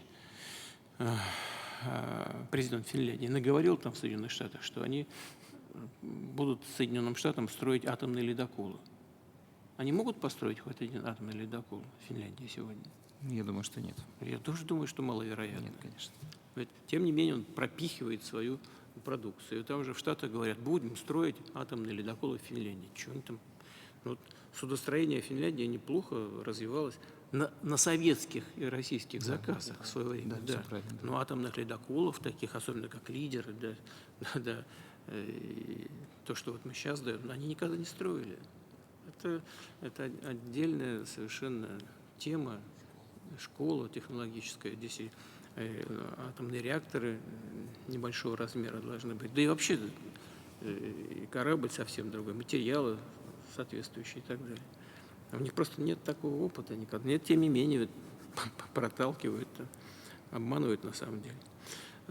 Ну, а у нас заделы есть, нам нужно поддержать. Антон, от вас тоже много будет зависеть. Надо обязательно посмотреть, настроить этот инструмент. Спасибо. Все? Спасибо огромное. Да, спасибо. Так. Иванов Антон Анатольевич. Уважаемый Владимир Владимирович, уважаемые коллеги, добрый день всем. Мы, компания «Ветерспорт», занимаемся тем, что мы изготавливаем в России спортивную экипировку, в частности, форму для велоспорта и бега. Абсолютно вся экипировка, которую мы реализуем, изготовлена на наших собственных фабриках, расположенных в России. Мы растем в среднем в 2 раза в год по выручке, и в целом обеспечение этого роста для нас — это в первую очередь расширение мощностей наших фабрик и регулярное создание новых рабочих мест. Хотелось бы отдельно отметить, что на сегодняшний день мы являемся лидером российского рынка велоформы, хотя из нашего сегмента, маленького, безусловно, сегмента рынка, никто из западных брендов не ушел. В первую очередь я хочу сказать вам о том, что в связи с тем, что любительский спорт в России в последние несколько лет демонстрирует столь быстрый фантастический рост. И именно благодаря этому такие маленькие нишевые организации, как мы, можем существовать и развиваться. И хотелось бы отдельно выразить благодарность ВПРФ, Агентству стратегических инициатив, Максиму Станиславовичу Орешкину за то, что мы были столь высоко оценены в рамках конкурса «Знай наших». Вот, это сделало очень сильный импульс для нашего роста. В последние несколько лет одним из основных вызовов для нас является снабжение. Для того, чтобы мы смогли сделать экипировку на уровне лидеров мирового рынка, мы снабжаемся материалами сегодня из 8 стран мира, и в текущих реалиях стоимость этого снабжения растет для нас ежегодно. Сегодня мы вынуждены закрывать это за счет маржинальности, но в любом случае мы понимаем, что создавать фабрики материалов специализированных для нас одних это будет неверно, потому что мы не сможем создать спрос для того, чтобы загрузить эти фабрики. Вот. А за исключением нас, экипировку для велоспорта, специализированную экипировку в России, можно сказать, никто не делает. Потому что рынок новый, вот, но развитие в любом случае оно заметно. Вот, и действительно сейчас это все работает быстро и хорошо. Если таких фабрик, как мы, станет хотя бы 10, мы сможем обеспечить спросом специализированные фабрики сырья, и их создание станет целесообразным. Если таких фабрик станет 100, то появится спрос на, соответственно, отечественное оборудование для этих фабрик. И в итоге все это будет вести к сокращению цепочек снабжения. Важнейший вектор, необходимый для того, чтобы индустрия стала более эффективной и конкурентоспособной. Сегодня же на развитие нашей индустрии негативно влияет ситуация с контрафактом. Система «Честный знак», к сожалению, не обеспечивает необходимый уровень защиты от контрафакта, поскольку в ней есть несколько известных на рынке лазеек. Извините, контрафакт материалов? Нет, контрафакт изделий готовых. Готовых изделий? Продукции, совершенно верно, спортивной одежды. В первую очередь среди этих лазеек хочется отметить процесс получения сертификации на изделия в странах ЕАЭС без фактических испытаний. И хотелось бы отметить, что у некоторых зарубежных интернет-магазинов, маркетплейсов в частности, есть достаточно свободный и открытый вход на российский рынок. И в целом они никоим образом не взаимодействуют с этой системой. Мы считаем систему «Честный знак» великолепной по своей сути, но на сегодняшний день мы видим, что не все участники рынка исполняют ее в равной степени. И в связи с этим мы считаем необходимым сделать ответственность за реализацию немаркированной спортивной экипировки и за эксплуатацию лазеек в системе более серьезной и существенной. Сейчас этого очень не хватает на рынке спортивной одежды. Спасибо. Я понял. Ваше предложение-то в чем заключается? Значит, в том, чтобы маркировку соответствующую образовать? Смотрите, Владимир Владимирович, сейчас получается такая ситуация, то, что российский изготовитель, он находится под большим вниманием в рамках этой системы, а различные, скажем так, компании, которые работают с импортом, да, это в том числе и российские компании, и зарубежные компании, которые поставляют в Россию с помощью интернета, они находятся немножечко вне внимания этой системы. Вот. Мы То хотели есть бы, чтобы... вопрос не в том, чтобы к вам уменьшить Нет, внимание, нет, а мы наоборот, хотим, чтобы равно для всех было. Да, ну, справедливо, да. Да, я понимаю, Евразес, это все, там с ними надо работать, выстраивать, но тем не менее, знаем, вот, Казахстан, Киргизия, оттуда много заходит. Я прекрасно понимаю. Мы постоянно в контакте с коллегами, с политическим руководством, с правительствами, постоянно над этим работаем. Ну что у нас там уже, Максим? Да, Владимир Ильич, такая тема актуальная. Значит, по поводу честного знака мы сейчас что предлагаем докрутить? Сейчас у честного знака нет возможности отказать выдать марку в том случае, если не предъявлен сертификат. Поэтому мы сейчас предлагаем сделать жесткую вязку, и в ближайшее время это заработает. То есть если товар не сертифицирован должным образом, то марку компания не даст честный знак. Ну, то есть не будет маркироваться эта продукция, соответственно, она у нас не поступит в сети по переделам. Значит, вторая большая проблема – это, ну, прямо скажем так, не очень качественные сертификаты со стороны других стран, наших коллег по евразийскому пространству, потому что мы у себя процесс сертификации закрутили, и у нас уже, ну, бумагами бывают, конечно, отдельные случаи еще торгуют, но в любом случае процент резко снизился, и мы там порядок наводим на этом рынке. Все побежали в Киргизию. У нас число киргизских сертификатов по прошлому году 250 тысяч. До этого это были сотни, как бы, если мы посмотрим 5 лет назад. И что? Значит, мы предлагаем сделать механизм в рамках контроля обращения, вернуть контроль обращения продукции на рынке, то, что мы достаточно давно убрали и не возвращали, и сделать механизм отзыва сертификатов. То есть если мы находим киргизские сертификаты здесь с продукцией, которая не соответствует этим требованиям, ну то есть реально просто бумагу выдали без проверки, он тогда приостанавливается, его действие на территории нашей страны. Такие механизмы сделали в Беларуси уже и в Казахстане. Да. В этом году все сделаем. Да. Да. Антон, попробуем, да, вот это вот? Сработает, я думаю, сработает, Да, правда. хорошо, договорились. Спасибо вам большое. Илья Игоревич Сивцев, Астра. Добрый день, уважаемый Владимир Владимирович, уважаемые коллеги. Огромное спасибо за возможность выступить. Это большая честь для меня. Меня зовут Илья Сивцев, я генеральный директор компании «Группа Астра». Наша компания занимается разработкой инфраструктурного программного обеспечения. Мы создаем экосистему программных... Извини, пожалуйста, еще по этим маркетплейсам надо, конечно, здесь это такая беда для них может быть. Там через эти маркетплейсы можно завозить чего угодно в любом количестве. Да, через зарубежные, да. Мы давно уже об этом говорим, давно. Но это вот точно дыра такая, на которую нужно обязательно обратить внимание. Извините, пожалуйста. Да, конечно. Мы создаем экосистему программных решений, ядром которой является самая популярная в России отечественная операционная система Astra Linux. То есть, по сути, мы создаем платформу для построения технологического суверенитета. Мы активно растем. За последние 5 лет темпы роста нашей компании более 70% роста выручки ежегодно. И хочу особенно отметить, что мы стали первой публичной компанией в сегменте инфраструктурного ПО в России. Акции компании торгуются на московской бирже. У нас более 200 тысяч инвесторов и капитализация компании практически 80 миллиардов рублей.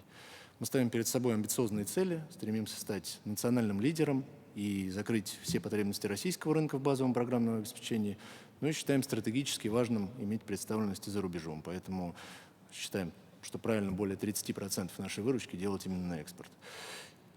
Более 30% выручки компании иметь именно на международных странах, то есть экспортировать нашу продукцию. И, уважаемый Владимир Владимирович, пользуясь случаем, хотел отдельно поблагодарить и вас, и правительство за меры поддержки IT-отрасли, потому что, безусловно, данные меры очень помогли достичь тех результатов, о которых мы сейчас говорим. При этом важно отметить, что с начала года большое количество суждений о возврате международных компаний и возможной корректировке подходов к применению отечественных IT-продуктов. И поэтому мы считаем крайне важным дать четкий сигнал государственным и корпоративным потребителям, что строительство российской IT-инфраструктуры с использованием российских IT-продуктов – это долгосрочный стратегический приоритет страны, направленный на достижение ее национальной, ее безопасности и независимости. И, Владимир Владимирович, вся отрасль была бы вам очень признательна, если бы подобный сигнал мог бы поступить от вас. Огромное спасибо. Да. Вот что касается программного обеспечения, мы когда анализировали ситуацию в 2022 году, тогда исходили из того, что это один из самых серьезных для нас вызовов по всей экономике. И наша стратегическая задача кратно увеличить использование на основных направлениях национального российского программного обеспечения. И это, безусловно, выбор государства, который является одним из приоритетов, и мы будем идти к этой цели, увеличивать использование программного обеспечения внутри страны, причем во всех секторах экономики, но и уже тем более в области государственного управления. Мы сейчас понимаем, то есть понимали всегда, но сейчас столкнулись с тем, что это просто вот это тот случай, когда можно говорить совершенно обоснованно о обеспечении национальной безопасности. Вот, и так к этому и будем подходить. Спасибо. Вот. Вот у меня к вам вопрос. Что касается кадров, как у вас сейчас с этим? Ну, в целом, эта тема сложная, она последние годы решается нами, но мы для этого делаем достаточно большое количество действий. В первую очередь мы работаем с образованием по подготовке специалистов. У нас есть некие программы мотивации, в том числе реализованные за счет IPO, потому что привлечь серьезных специалистов, которые востребованы и за рубежом, нужно теми же самыми инструментами, которые дают другие компании за рубежом. А наши конкуренты используют всякие вот LTIP-программы и программы долгосрочной мотивации, выдачи акций сотрудников постоянно. Поэтому мы также идем этим путем. И что отдельно хотелось бы отметить, у нас интересные задачи для технических специалистов. То есть мы все-таки делаем именно базовое программное обеспечение. Это не просто приложение, это все-таки такой достаточно глубокий уровень, уже близкий к железу, близкий к процессору. Поэтому эти задачи в целом интересны и помогают нанимать специалистов. Поэтому мы считаем, что кадровый дефицит в отрасли, конечно же, есть, но этот вопрос не является сильно критическим для нашей компании. Я хочу пожелать им успехов. Будем все делать для того, чтобы вас поддержать. Спасибо огромное. Спасибо вам. Так, коллеги, кто хотел бы что-то добавить? Пожалуйста, прошу. Добрый день. Здравствуйте, спасибо большое, Владимир Владимирович, за то, что дали возможность с вами пообщаться. Меня слышно сейчас? Нормально? Слышно. Просто всегда кажется, что немножечко тихо. Смотрите, я представитель такой весьма специфической отрасли. Это отрасль кибербезопасности, или информационной безопасности, как это ранее называлось. Вот мы как раз с Ильей очень плотно, Игоревичем, сотрудничаем и работаем в этой сфере. Вот, хотелось бы вас, компания Positive Technologies, немножечко с этой отраслью сейчас познакомить. Потому что это касается того вопроса, который вы только что, кстати, задали на тему кадров и вообще, как оно все ощущается. Так вот, исторически получилось, что у нас отрасль весьма такая специфическая, ввиду чего? Ввиду того, что она на самом деле развивается не только в связи с экономическими факторами, а на самом деле из-за двух основных причин. Это вот рост уровня цифровизации страны, мира и компонентов, и рост угрозы кибератак. То есть насколько рост угроз кибератак и количество фактических кибератак, которые проводятся в каждый момент. Так вот, с началом СВО Россия оказалась в абсолютно уникальной ситуации. То есть такой уровень кибервойны пока еще не видел на самом деле это никто и никогда. То есть атаки пошли валом, все иностранные решения, которые фактически были использованы у нас до 2022 года, примерно 50% ключевых решений в области кибербезопасности это были иностранные решения в большинстве случаев. Так вот, практически все эти решения одним днем выключились. И значит, что там дежурные службы по инфобезу крупнейших компаний оказались слепыми. И вот в таком пожарном режиме представители нашей отрасли, наша компания в частности, в то время жила, замещала не в режиме, не в темпе вальса, импортозамещения, а в интенсивном режиме мы замещали эти средства своими специалистами для того, чтобы страна этот удар в тот момент выдержала. Так вот, в результате у нас бизнес-компания за эти 3 года вырос примерно в 3 раза, а вопрос людей, которые вы задали в области кибербеза, у нас вырос примерно количество сотрудников в 2,5-3 раза тоже. Собственно, что тогда произошло? Одновременно с ростом кибератак иностранные вендоры, производители от компаний Cisco, Microsoft, AMD, Intel и прочие из России ушли. А вот люди, которые в этих компаниях работали, у них же дети, жены, матери, вся своя страна, вся родина вокруг, то есть все остальное, они же здесь остались, и в отрасли они остались. Так вот, за счет того, что этих людей мы смогли тогда принять, резко возник спрос, проблема появилась, которую мы начали решать. И эти люди к нам пришли, и у нас появилась возможность создавать те решения, которые до этого создать было невозможно, ввиду отсутствия специалистов и ввиду отсутствия этого взрывного спроса на рынке. То есть одним из таких решений является решение класса NGFW, Next Generation Firewall, для которого мы создали коровую технологию, ключевую, то самое ядро, которое позволяет обрабатывать эти пакеты данных, анализировать на хакерские атаки, в том числе и нарушение доступа, быстрее, чем все известные нам решения в мире, на данный момент быстрее всех решений в мире. Вот сейчас мы выходим в совместную работу с компанией Ростех для того, чтобы, собственно, уже на базе нашего технологического ядра построить уже конечное решение для пользователя, которое потенциально может использоваться не только в России, но и на самом деле экспортироваться. Так вот, в результате этой ситуации, что мы для себя увидели? Мы увидели, системы в области кибербеза, они работают примерно похожим образом, как системы ПВО. И тут вопрос такой внешний. Ребята, вы какую систему себе купили бы? Ту, которая там буклетик покрасивее с листовочкой, или та система, которая подвалом атак выстояла. И на данный момент мы видим огромный встречный спрос из других стран с точки зрения экспорта. Их интересует экспорт не только наших решений в области кибербеза, но и наших навыков.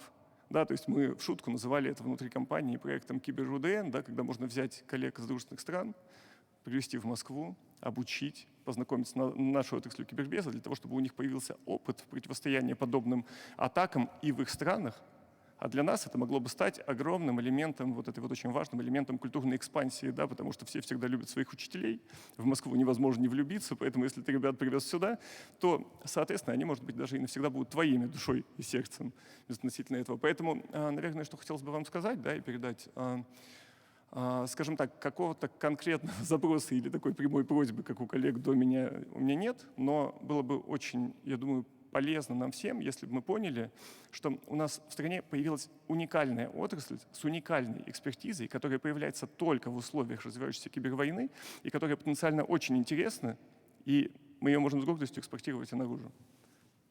Спасибо.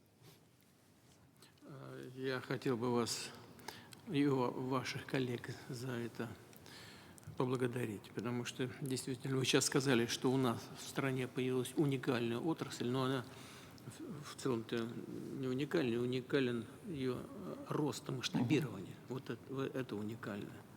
И то, что у нас оказалась и школа хорошая, и наличие специалистов хороших, которые остались в стране, несмотря ни на что, работают, исходит из того, что они не просто работают в среде своего языка и культуры, они работают на своей родине. Это чрезвычайно важная вещь.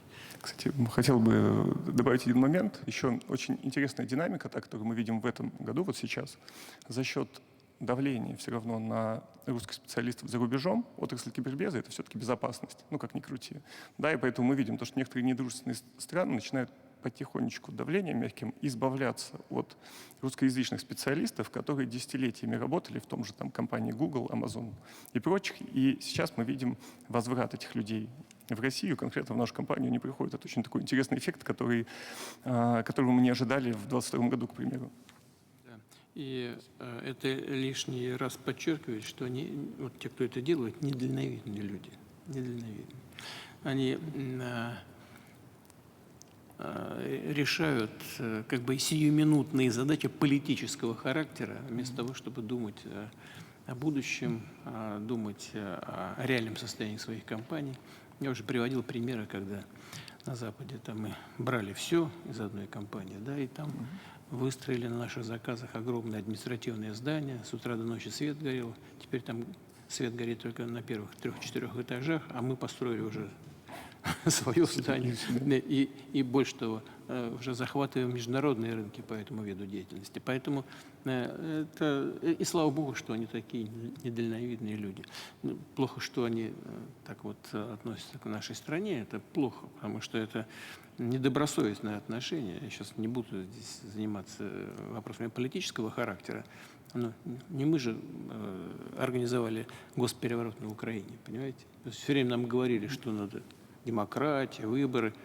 Госпереворот совершили, и все как будто так и надо, кровавый причем. И пошли дальше подавлять там Донбасс и так далее. Людей там уничтожать с вертолетов и самолетов. Просто нелепо. Вынудили нас просто делать то, что мы сейчас делаем. И пытаются сделать нас виноватыми в этом. Да? А следующий шаг, вы правильно абсолютно сказали, я же ведь не случайно говорил, что одно из главных опасений у нас было, это вот программное обеспечение, это значит, безопасность в этой сфере, кибербезопасность. Ну, все-таки у нас и финансовые учреждения активно работали в этой сфере, и в зарубежных компаниях много было специалистов. Но все это так потихонечку, понемножку. А вам удалось собрать то, что нужно, вам и вашим коллегам.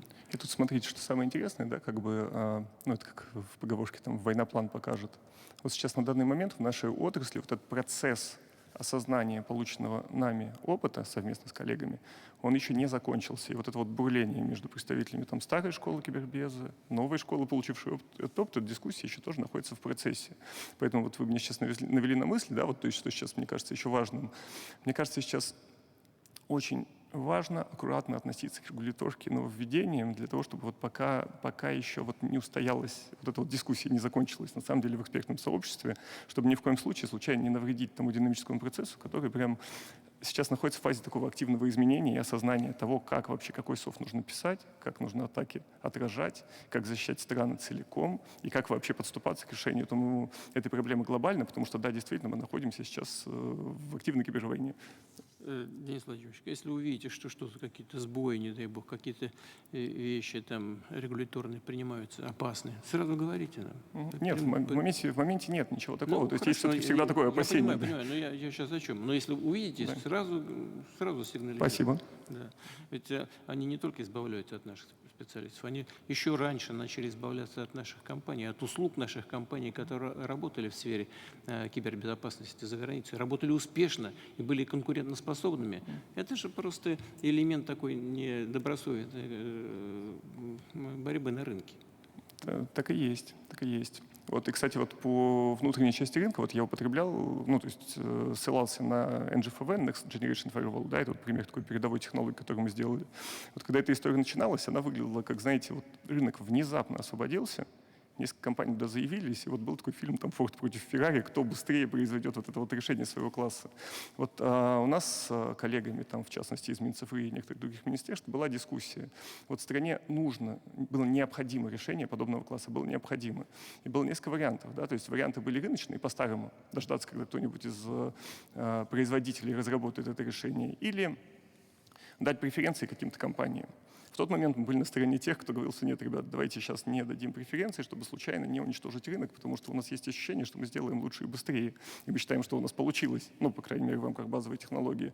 Я понимаю, что этот уровень дискуссии, он на самом деле даже не в данный момент, даже не касается не только непосредственно экспертной части в области кибербеза, но и вообще подходов того, как мы сейчас не зажимаем своим себе рынок ни вовне, ни изнутри. С точки зрения внешнего рынка видим огромный потенциал. То есть у нас буквально там позавчера закончился крупнейший наш международный фестиваль в области кибербезопасности. Да, то есть в один из дней там пришло даже 60 тысяч человек, это Positive Hack Days называется. Больше 250 делегатов из 40 стран участвовали у нас в кибербитве. Им всем очень интересно. Они сейчас именно задают вопрос, как же вы выжили, что вы использовали, что вы сделали такого, что вся ваша отрасль цифровизации не была уничтожена. Да? И мы вот, конечно, будем сейчас очень активно работать над тем, чтобы рассказывать как и сформировать из этого настоящий экспортный международный продукт, которым фактически можно будет гордиться.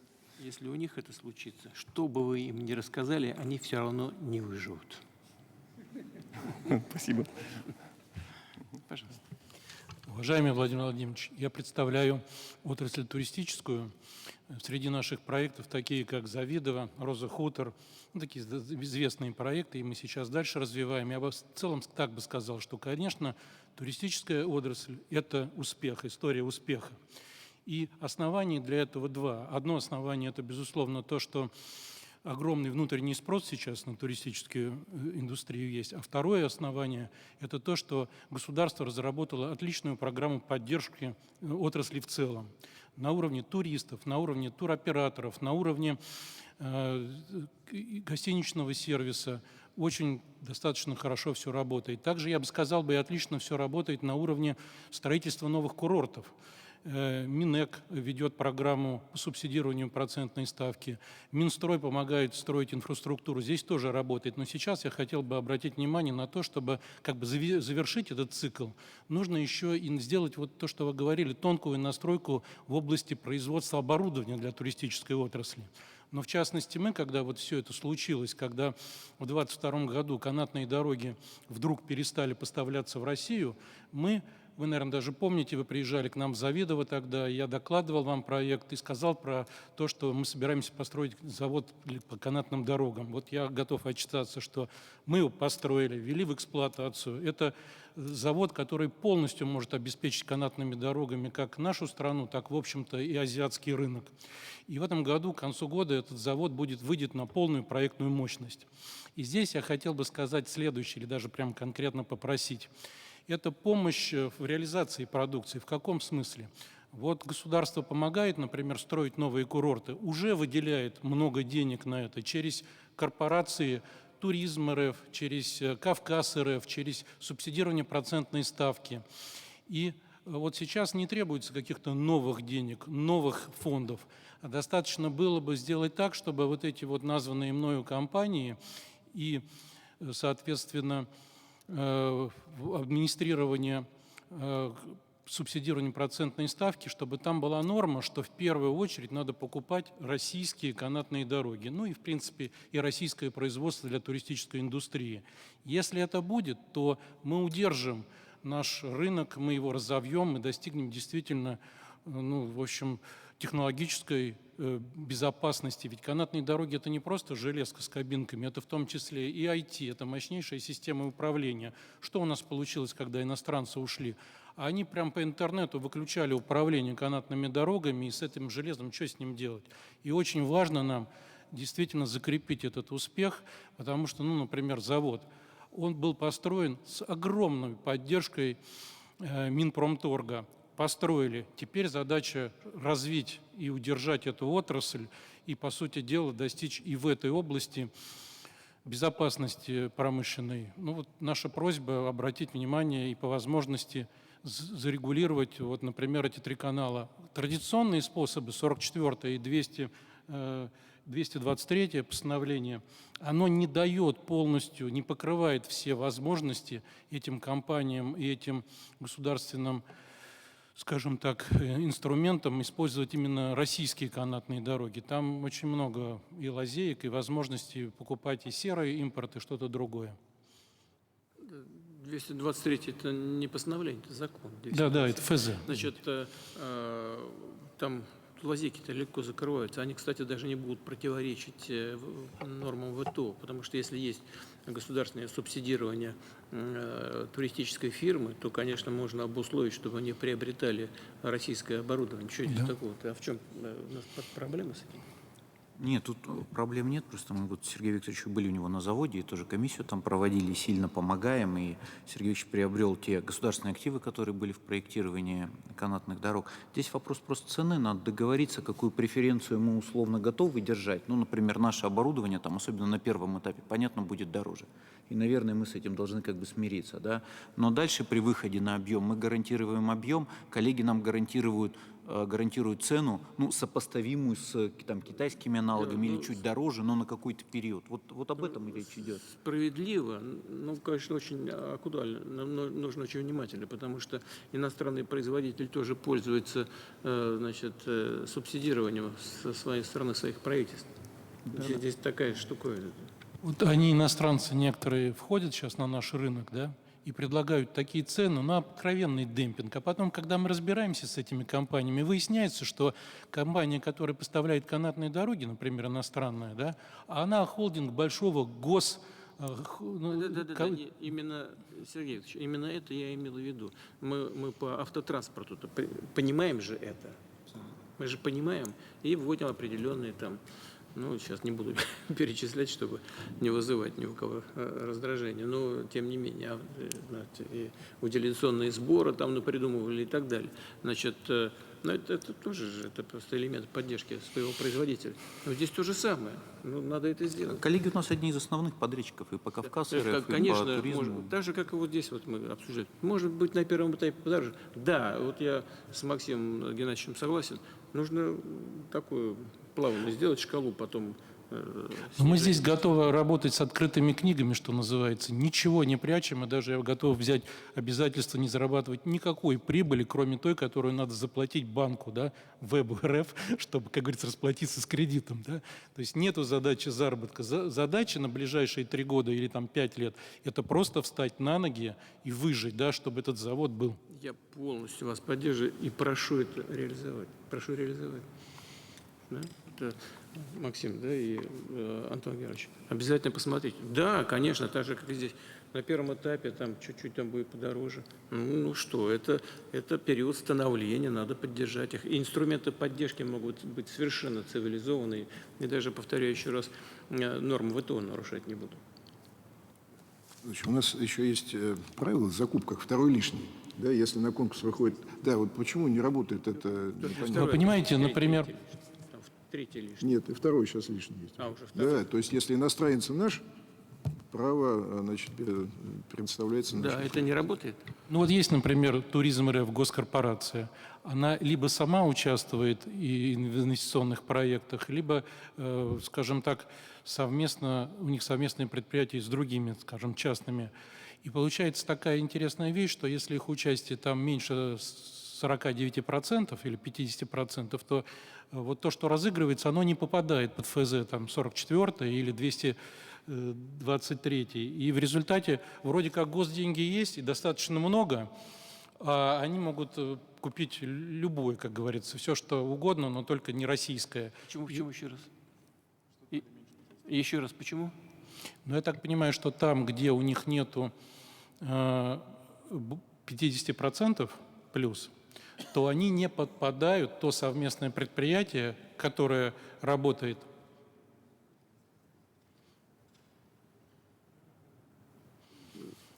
Послушайте, я услышал, я сейчас обращаюсь к коллегам. Надо обязательно поддержать то, что Сергей Викторович сказал. Да, значит, и вот это второе лишнее и так далее. Если есть лазейки, которые позволяют обойти российского национального производителя, надо их закрыть. Надо их закрыть. Даже если чуть-чуть подороже будет. Это государство должно заплатить на первом этапе за становление национальной промышленности, отраслей. Значит, ну, естественно, Сергеевич, здесь нужна договоренность, на каком-то этапе должно все приходить в соответствии с рынком и так далее. Но это не значит, что мы демпинг должны поощрять. Это, понимаете, он, может быть, никогда не сравняется с тем, как демпингуются там некоторые товары, которые на наш рынок приходят. Надо это учесть и вычистить это. Вычистить. Ну, конечно, а как же? У нас не будет нифига так своего. Да, спасибо. Уважаемый Владимир Владимирович, уважаемые коллеги, спасибо за слово. В добавление к... Извините, пожалуйста, просто почему вот так мы дискутируем? Мы многократно это обсуждали на протяжении нескольких лет. Как относиться вот к таким ситуациям по поводу захода, значит, обеспечить потребности потребителей, конечно, прежде всего, обеспечить интересы государства с точки зрения ценовых показателей, все понятно. И тем не менее, вот на первых этапах становления точно совершенно надо поддержать производителя. Если этого явно недостаточно, вот, второе лишнее, значит, надо это сделать, надо, значит, усугубить эту поддержку, усилить ее. Надо обязательно это сделать. Станислав Ятковский, представитель IT-отрасли, присоединяюсь к словам коллегам, и хотели со своей стороны рассказать немного о нашей компании EVO Technologies. Мы разработчик программного обеспечения в области корпоративной связи. Это платформы видеоконференц-связи, мессенджинги, электронная почта, телефония, IP-телефоны.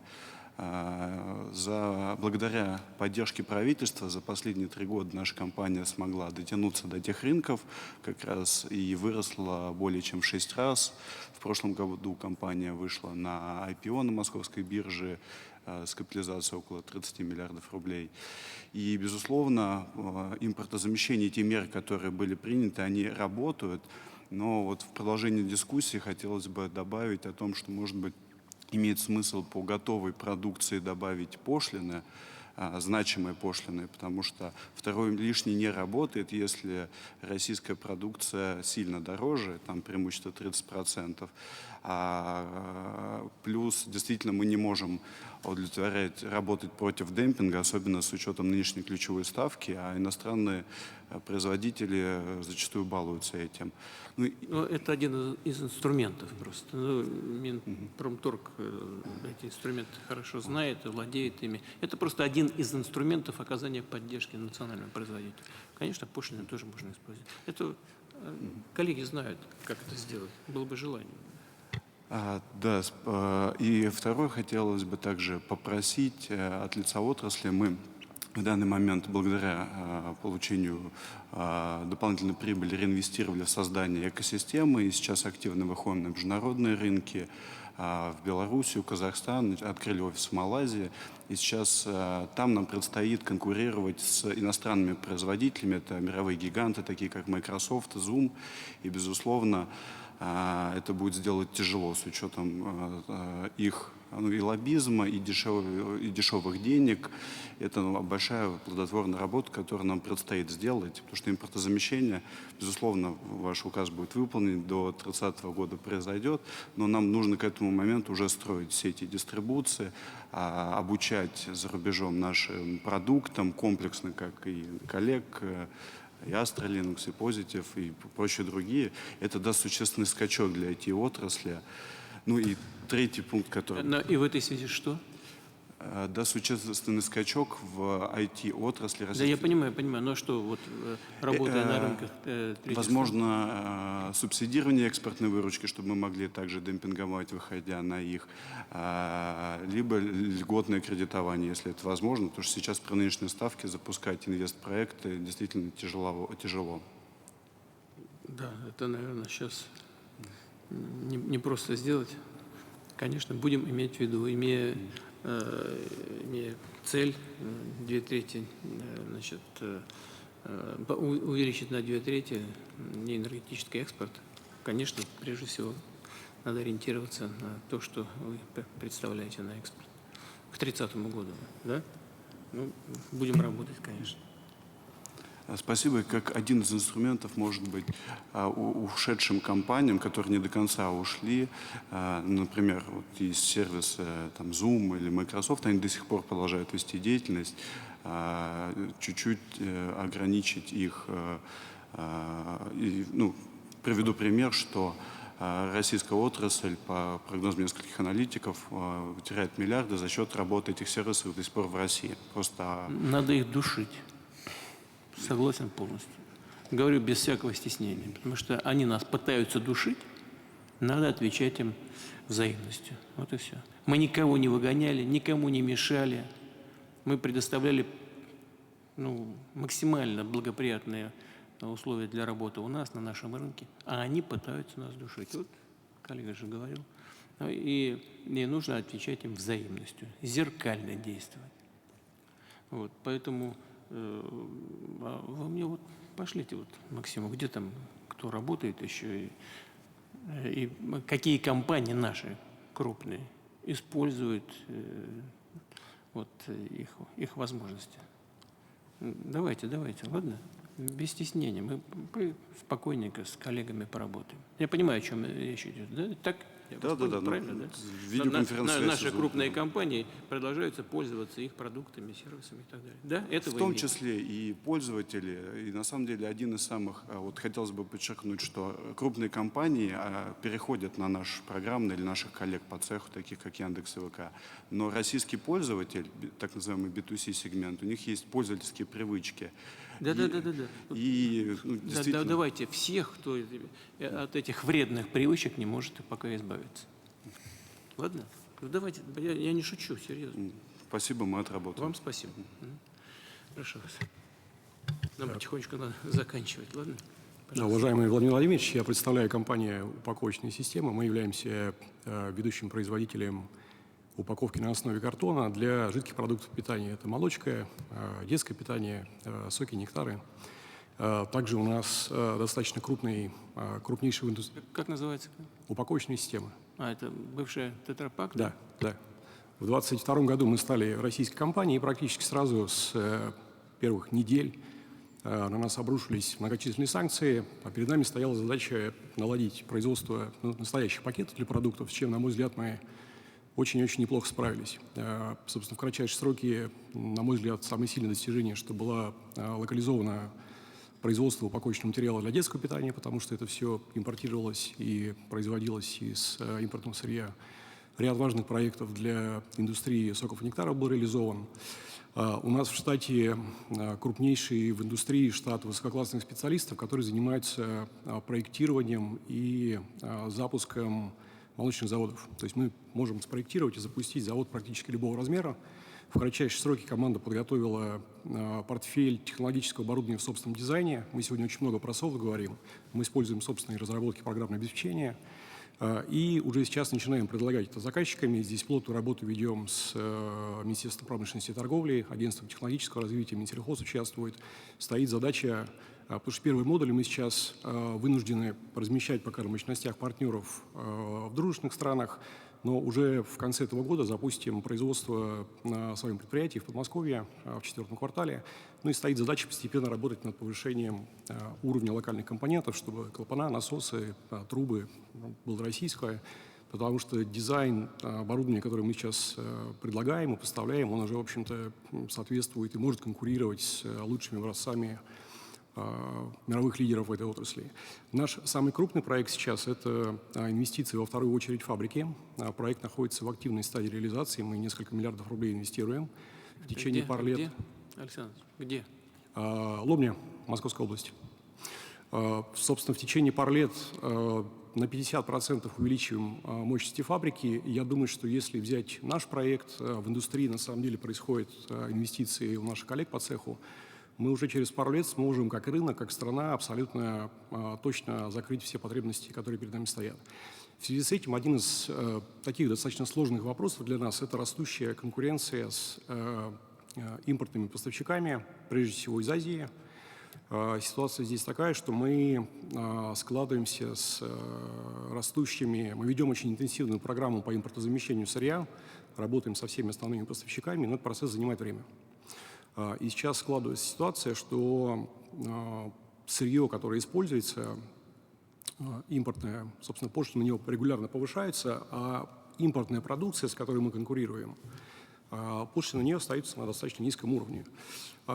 Вопрос достаточно комплексный, безусловно, потому что важно учитывать интересы всех индустрий, но есть очень большой риск, что когда и мы, и коллеги по цеху запустят новые предприятия с увеличенными мощностями, мы можем оказаться в ситуации, когда эти предприятия будут не загружены.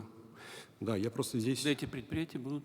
Не загружены. Не загружены. Не загружены, да, потому что конкуренция только усиливается у нас с азиатскими поставщиками. Было бы очень здорово, если бы те компании, которые очень активно инвестируют в наращивание мощностей и выпускают качественную продукцию, все-таки имели достаточно рыночные механизмы, которые позволят нам успешно конкурировать с импортом. Здесь нужно будет посмотреть, я думаю, что на вопрос... Какой импорт вы имеете в виду, Александр? Прежде всего из Азии. Мы говорим про Китай. Мы говорим про упаковочный материал, который поставляется с азиатских стран. Это Китай, это Индия. А что там за упаковочный материал? Какой? Мы сейчас, я думаю, что уже через пару лет и мы, наши коллеги по цеху, будем иметь достаточно мощностей, чтобы полностью закрыть рынок внутри страны. Для того, чтобы загрузить мощности, потребуется быть очень конкурентными в сравнении с азиатскими производителями. Сейчас, конечно, мы эту борьбу... Ну, это что за материал-то? Упаковочный материал для молока, для сока, для детского питания. Ну, понятно, что это картон, что там так? Пленка, фольга, да? Да, это комбинированный материал, в котором используется все виды сырья. Я думаю, что, значит, Русал все время нам упрашивает, чтобы мы как можно шире применяли, значит, алюминий там и все, что из него производится внутри страны. Что здесь сложного? И фольга в том числе. И мы очень плохо с ними работаем. Как картон, что у нас столько фабрик. Картон свой. Когда... Вот что вы прямо скажите, без стеснения, что вы предлагаете, Александр Ильич? Вы хотите, чтобы правительство приняло решение, чтобы постепенно закручивать импорт, да, и постепенно, значит, создавать, для них, прямо скажем, проблемы с выходом на наш рынок, а для вас этот рынок гарантирован. Да, в момент, когда все игроки в индустрии запустят дополнительные мощности, мы хотим иметь рыночные условия, которые позволят нам успешно конкурировать с импортом. Ну, так и надо сделать. А что? В чем проблема? Что? Время на это есть. Там у нас есть ограничения. Дело в том, что у нас на упаковку предельный уровень пошлин 5%, который по обязательствам ВТО, когда мы присоединялись, существует. Поэтому если мы начнем его превышать... Сейчас, секундочку. Значит, 5% ввозных таможенных пошлин на упаковку. Да. Мы можем... Да, максимум. И это сейчас максимум. Но мы с ним поработаем с вами.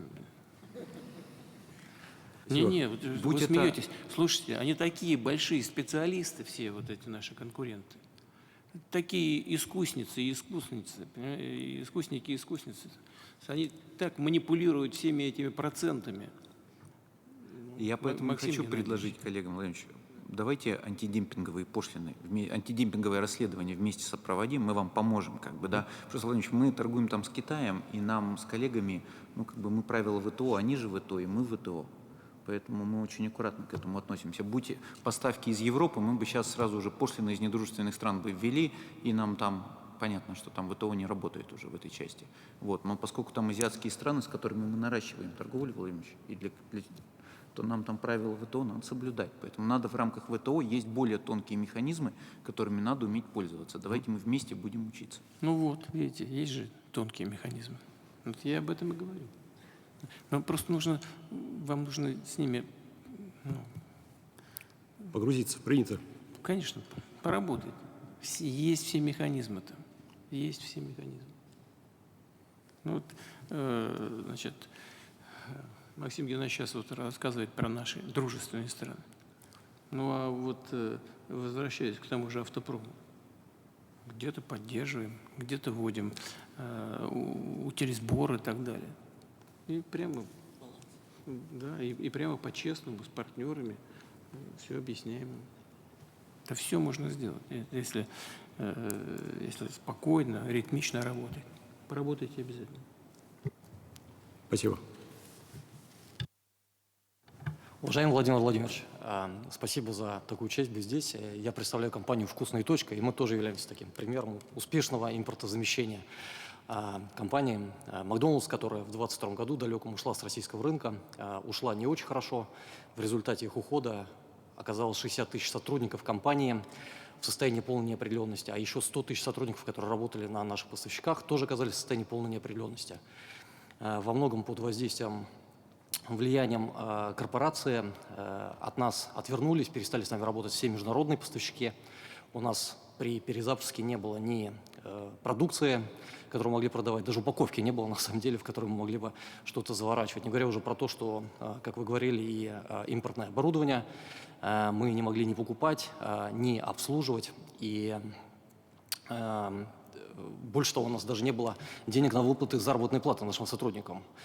При этом остались большое количество долгов от корпораций перед нашими поставщиками. Тем не менее, благодаря усилиям российской команды менеджмента и нашего совета директоров во главе с нашим председателем Александром Николаевичем Говором мы сумели полностью ситуацию перевернуть, очень оперативно отреагировали, восстановили операционную деятельность и по совету Максима Геннадьевича очень символично 12 июня, в День России, открыли двери наших первых ресторанов под новым российским уже брендом «Вкусная точка». А за последующие полгода полностью переоткрыли все 800 наших предприятий, полностью восстановили все цепочки поставок, полностью расплатились и со своими долгами, и с теми долгами, которые мы унаследовали.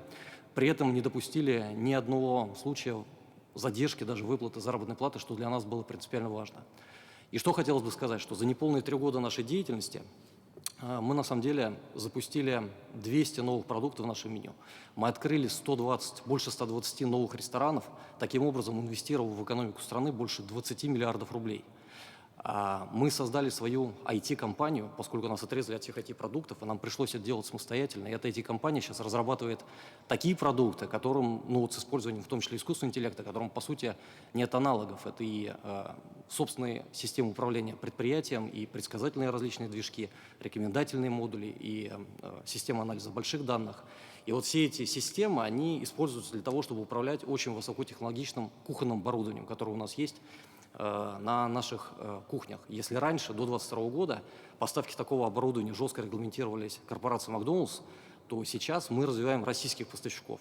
И я вот хотел бы с гордостью сказать, что за неполные 3 года доля оборудования российского производства, которое мы ставим в наших новых предприятиях, которые открываем, выросла с 0% до 50%. И мы, конечно, не хотим на этом останавливаться, будем двигаться дальше, считаем это своим посильным вкладом в развитие технологического суверенитета нашей страны. И, конечно, для нас очень актуально, чтобы все эти наработки остались, сохранились. Сейчас много говорится про потенциальный возврат иностранных компаний в России.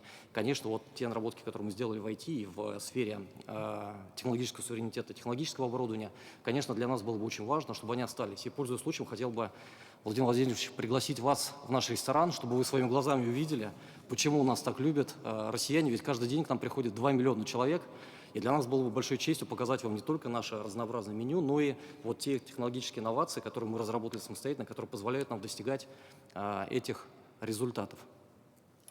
Спасибо. Зайду как-нибудь. Значит, у меня только вот какой вопрос. Все-таки, что касается поддержки производства технологического оборудования, что конкретно нужно? Здесь даже не с точки зрения поддержки, поскольку ведомство Дениса Валентиновича и Максима Геннадьевича нас полностью поддерживает, и наши производители, мы сотрудничаем с российскими небольшими компаниями, можно сказать, такими подвижниками, инженерами, которые сумели полностью разобрать вот эти вот сложные технологические элементы кухонного оборудования, разобрать их, сделать обратный реинжиниринг, воссоздать через 3D-моделирование и сейчас производить, пока еще, может быть, не очень массово, но наша идея сделать такой технологический хаб, который будет производить это оборудование, ну, не только для нас, а по сути для всего российского рынка общественного питания. И здесь нам совершенно не о чем жаловаться. Большое спасибо правительству и Министерству промышленности, торговли и Минэкономразвитию, которые поддерживают, и все меры поддержки оказываются. Что я имел в виду, Владимир Владимирович, это, конечно, если, прямо говорить, если произойдет возврат бренда, то, понятное дело, все отвернется назад, и опять-таки же IT-системы станут иностранными, все кухонное оборудование станет иностранным, и весь тот огромный труд, который вот мы и наши коллеги, наши российские партнеры сделали, все это окажется, в принципе, в какой-то степени напрасным. Поэтому вот наша задача как-то не допустить такой ситуации, сделать так, чтобы при любом раскладе мы продолжали развивать наши технологии, наши IT-компетенции, ну и двигали экономику страны вперед. Олег Юрьевич, все сделаем для того, чтобы вас поддержать, даже не сомневайтесь. У меня только один такой вопросик все-таки есть. Вот когда на ваши, прямо скажем, не очень добросовестные партнеры уходили, они поставили, в принципе, коллективы трудовые в довольно сложное положение, так я понимаю, да? Совершенно верно. А право обратного выкупа у них есть? Да, есть. Ну, помните шутку известную, да? Долги платят только трусы. Вот и здесь то же самое. Понял вас, Владимир Владимирович. Они поставили всех в трудное положение, смылись, так? А теперь, если захотят вернуться, мы что им, значит, дорожку, что ли, должны постелить? Нет, конечно. Мы с коллегами говорили, я уже ставил перед правительством такую задачу: проработать спокойно, без всякого хамства, но проработать программу возможного возвращения тех, кто хочет вернуться, но с учетом, исключительно с учетом защиты интересов нашего бизнеса. Ну, даже и никаких не может быть сомнений на этот счет. Вместе с вами все проработаем, продумаем до деталей. Так, все интеллигентно, но только с выгодой для нас. Да. Ну, огромное вам спасибо за понимание, за поддержку. Даже не сомневайтесь, просто своевременно нужно. Просто некоторые крупные компании, работающие в других секторах экономики, сейчас уже приходят ко мне и говорят: вот наши партнеры сигналы подают, хотят вернуться. Я говорю: пожалуйста, пусть возвращаются. Но только продумайте, на каких условиях. Если для вас выгодно, пожалуйста, возвращайтесь. Если что-то невыгодно, давайте сделаем так, чтобы было выгодно. Вот и все.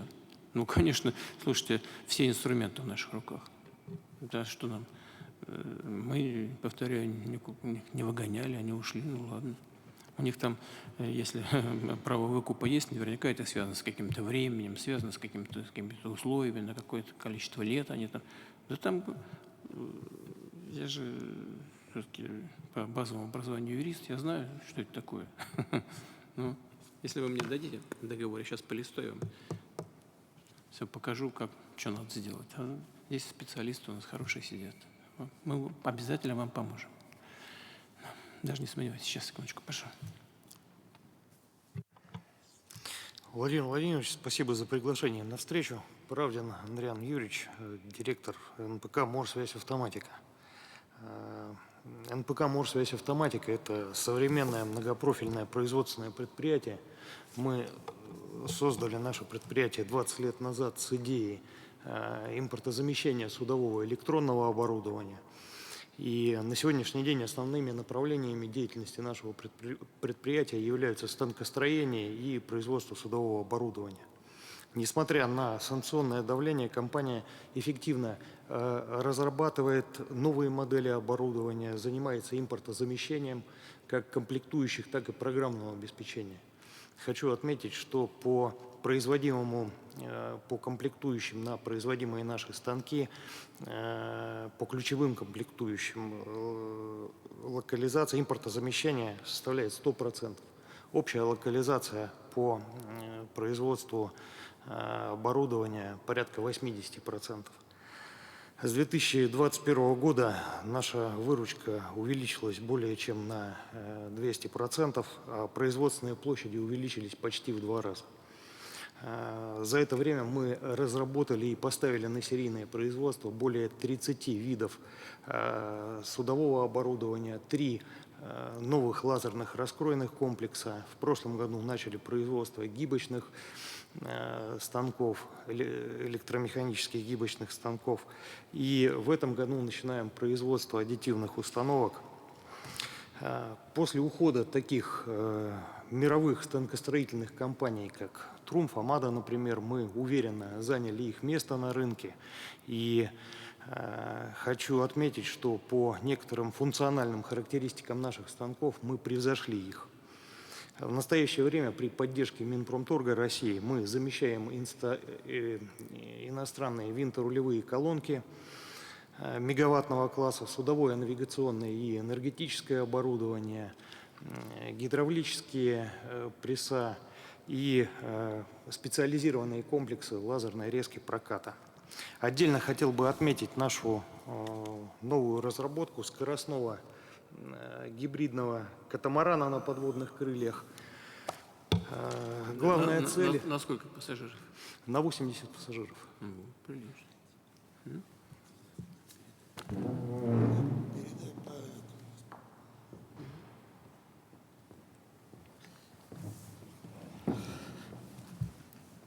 Спасибо. Да. Главная цель – сделать современное и, самое главное, коммерчески эффективное судно для скоростных перевозок без необходимости субсидирования транспортной работы. За счет модульности планируем сделать судно востребованным во многих сферах хозяйственной деятельности страны и достичь эффекта масштаба в производстве. Проект имеет хороший экспортный потенциал и, по нашей информации, пока не имеет прямых конкурентов на мировом рынке. Хотел отметить бы, что в соответствии с вашими майскими указами прошлого года правительство реализовало комплекс нацпроектов, помогающих нам в работе. Мы участвуем в нацпроектах средства производства и автоматизации и промышленное обеспечение транспортной мобильности. У меня есть предложения, которые помогли бы существенно ускорить достижение поставленных вами целей. Решите? По станкостроению нам видится эффективным распространить на станкостроителей льготы по налогообложению, по аналогии с производителями радиоэлектроники. Это постановление правительства 1310-1311. В данном случае мое предложение повторяет в какой-то степени предложение Терентьева Сергея Викторовича, потому что робототехника, станкостроение очень близкие отрасли. И учитывая, что подтвержденных российских производителей станков не так уж много, нас 30-40 компаний по стране, то выбытие из бюджета будет небольшим. А эти средства мы могли бы вложить в производство, в разработку нового оборудования. И комплексный эффект, в том числе для технологической независимости нашей страны, был бы существенным. По судостроению видим необходимым увеличение финансирования льготного лизинга и его гарантированные объемы по годам.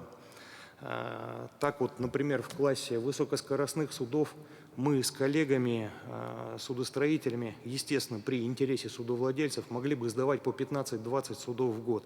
А это требует дополнительно порядка 7 миллиардов ежегодной поддержки льготного лизинга. Владимир Владимирович, мы реализуем много интересных идей. Впереди большие планы, интересные технические вызовы. Готовы решать задачи, которые ставит перед нами страна. Спасибо за внимание. Андрей Ильич, ну, хорошие продукты. Я разговаривал, вот здесь у вас на маршруте Эрмитаж-Петергоф. Ну, все, я вижу эти показатели очень хорошие. Вопрос, конечно, в цене. Я вот с губернатором говорил, с Бегловым, он говорит, дорого, да, для нас дорого. Дорого. Мы как раз и придумывали этот проект для того, чтобы сделать его стоимость в 2 раза дешевле, нежели чем текущие предложения, которые есть на рынке. Для этого, для снижения стоимости, и планируем использовать эффект масштаба в связи с тем, что судно будет не только пассажирское, но и будет применяться в разных сферах хозяйства. Планируем построить максимально автоматизированную судостроительную верфь. Более того, ее построить не по классическим судостроительным технологиям, а все-таки больше по технологиям из автомобилестроения. И таким образом хотим достичь существенного снижения стоимости судна. Повторюсь, цель, которую мы поставили, это в 2 раза ниже цена, чем те скоростные суда, которые на рынке сейчас предлагаются. Что касается программы поддержки, ну, там у нас существует программа поддержки станкостроения. Это одно из ключевых направлений, очевидная вещь. Сейчас мне вот Денис Валентинович подсказал, что то, что вы предлагаете сделать так же, как для радиоэлектроники, но по первым прикидкам, где 24 миллиарда, все это связано, конечно. Я очень хочу, вот поверьте, очень хочу вас поддержать. Надо обязательно посчитать с учетом этих, ну, прямо скажем, бюджетных ограничений, но тем не менее, надо просчитать, Антон, ладно? Да, ну все вместе, вот присутствующие здесь должны будут посмотреть. Это и Минфин, и Министерство экономического развития, ну и, конечно, Минпромторг обязательно придет. Будем считать, что такое поручение есть, коллеги проработают это. Хорошо? Хорошо. Спасибо большое, Владимир. Спасибо вам успехов.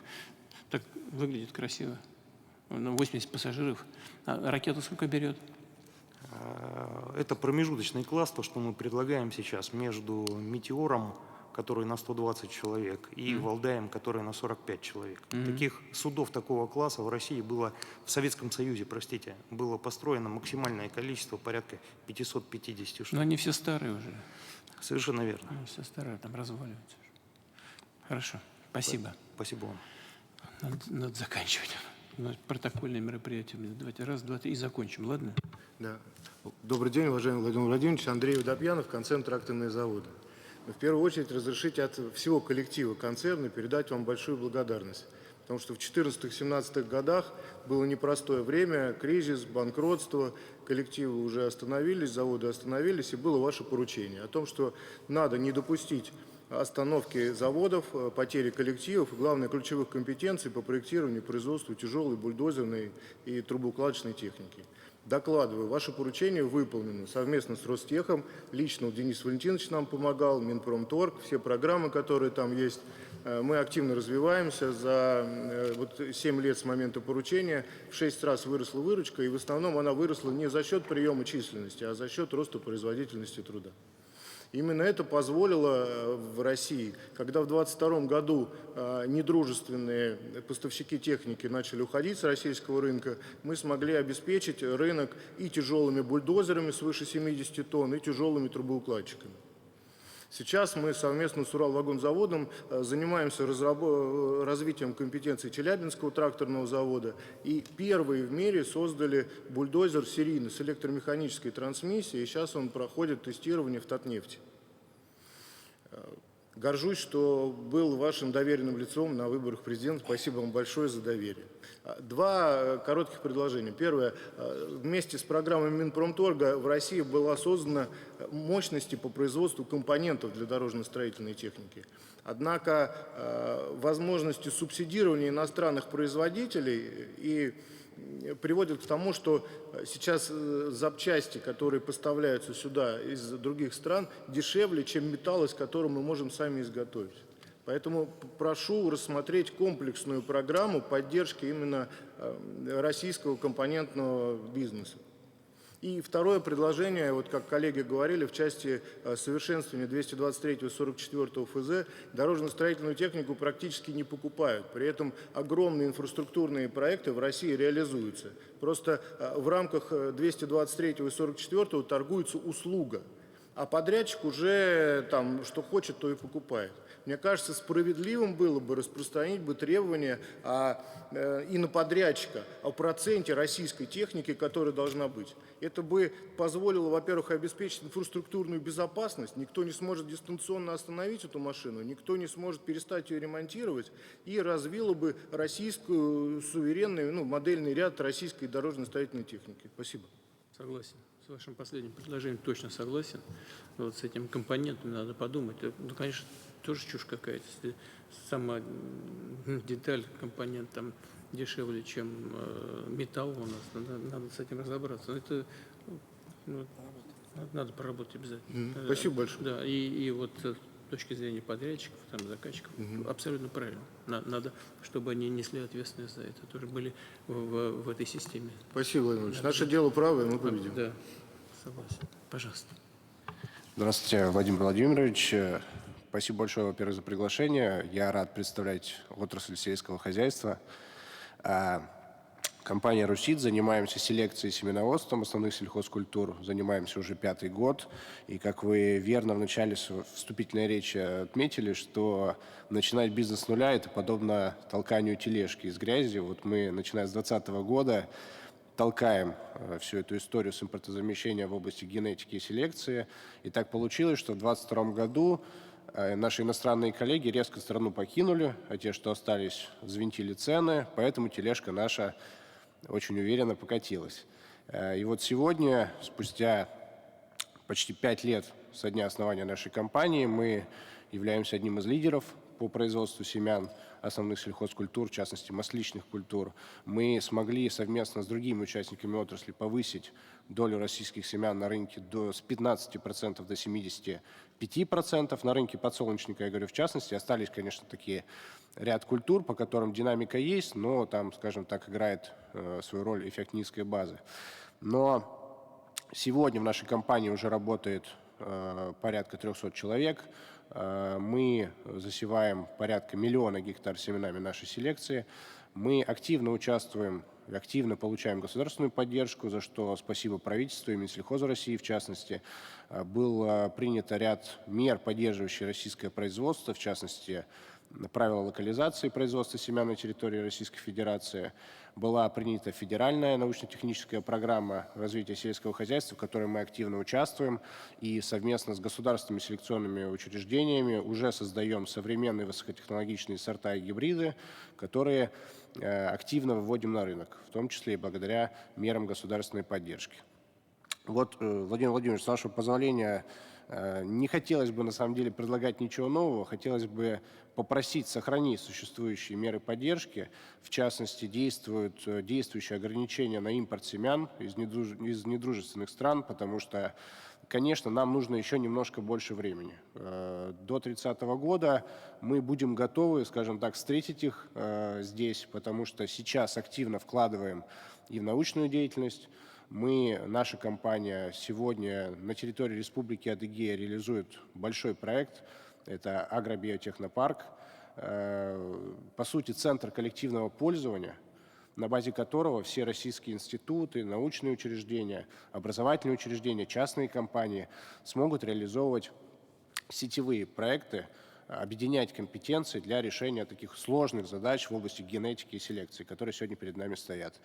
Ну и вот вторая просьба, Владимир Владимирович, пользуясь случаем, хотелось бы вас пригласить на открытие этого агробиотехнопарка. Вас активно зовут и приглашают в рестораны, и «Теремок», и «Вкусная точка». Я думаю, что было бы интересно посетить агробиотехнопарк в Республике Адыгея, его открытие в конце года, посмотреть, насколько действительно большой путь проделала уже российская наука, российская селекция, генетика, и насколько быстро иногда у нас получается решать довольно сложные задачи, которые перед нами не всегда по нашей воле встают. Спасибо. У вас нет никаких противников в правительстве, вы знаете об этом. Министр сельского хозяйства активно поддерживает, и курирующий вице-премьер Патрушев Дмитрий Николаевич. Все на вашей стороне. Вы много сделали, безусловно, это одно из ключевых направлений в экономике в целом, в сельском хозяйстве в частности. Но сделать нужно еще немало. Вы наверняка знаете это все. Картофель, овощи некоторые, сахарная свекла. Нам этого не хватает. Нужно обеспечить стабильность работы этих отраслей по переработке в том числе.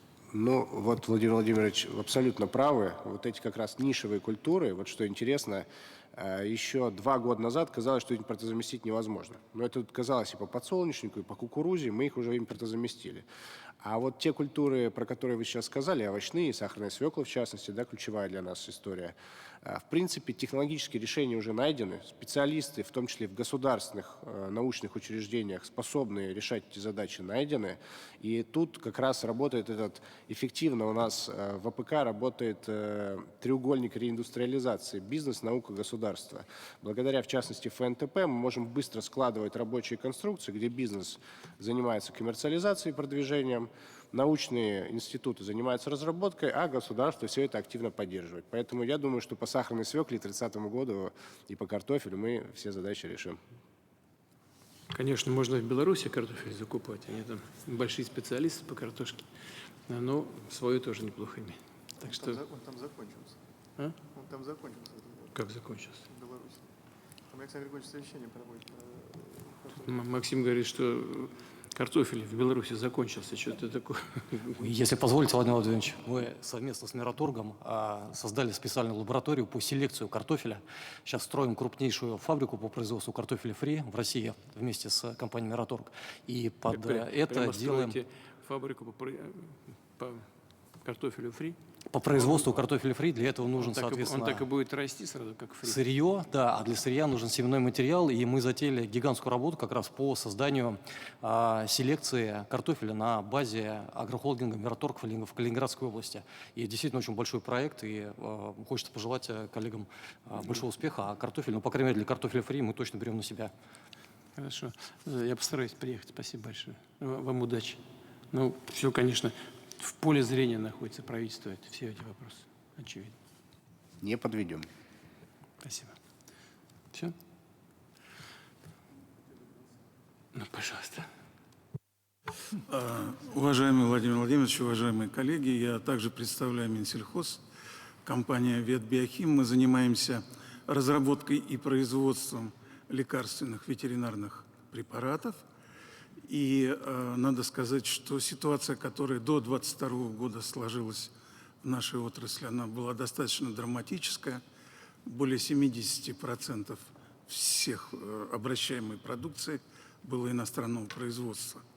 Ну, благодаря усилиям Оксаны Николаевны Лут за последний год наша отрасль производителей ветеринарных препаратов была выделена в отдельное направление, и сейчас уже ситуация в отрасли исправляется. Уже примерно 50/50 складывается соотношение на рынке.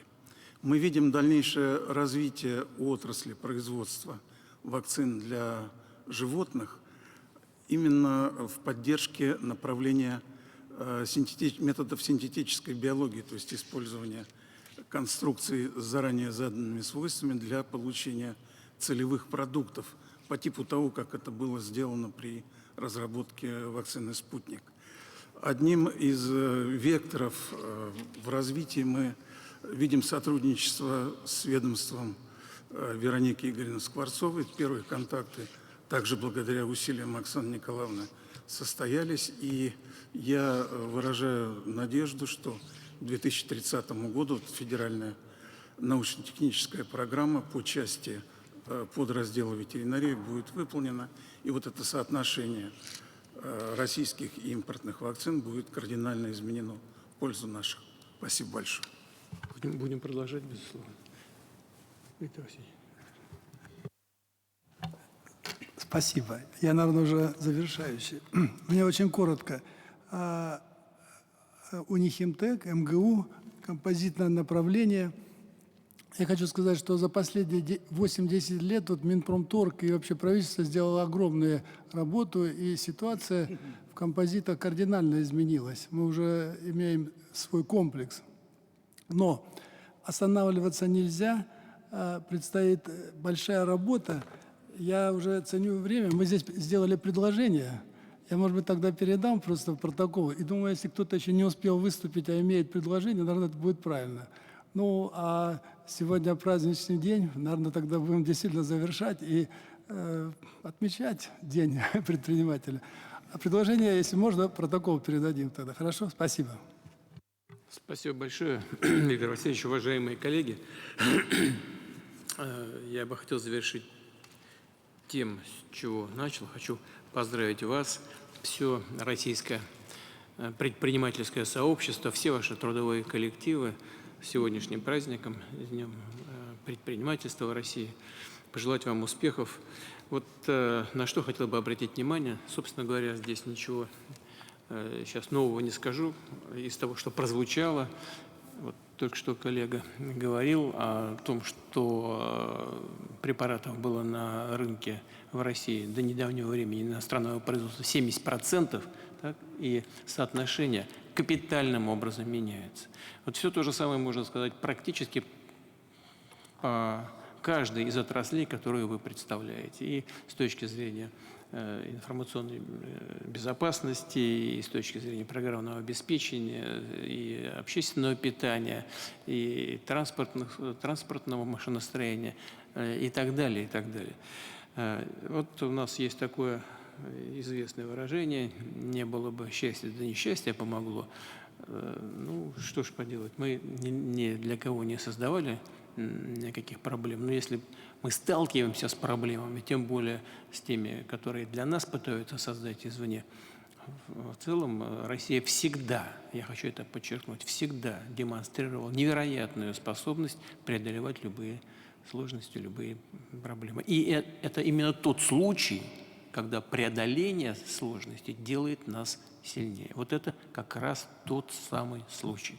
Но происходит это благодаря, конечно, таланту наших людей, нашего народа, трудолюбию и организаторскому таланту предпринимательского сообщества. Многое сделано, хочу вас за это поблагодарить. Как только что здесь было сказано, но останавливаться на этом нельзя. Желаю вам успехов и поздравляю с праздником. Всего хорошего.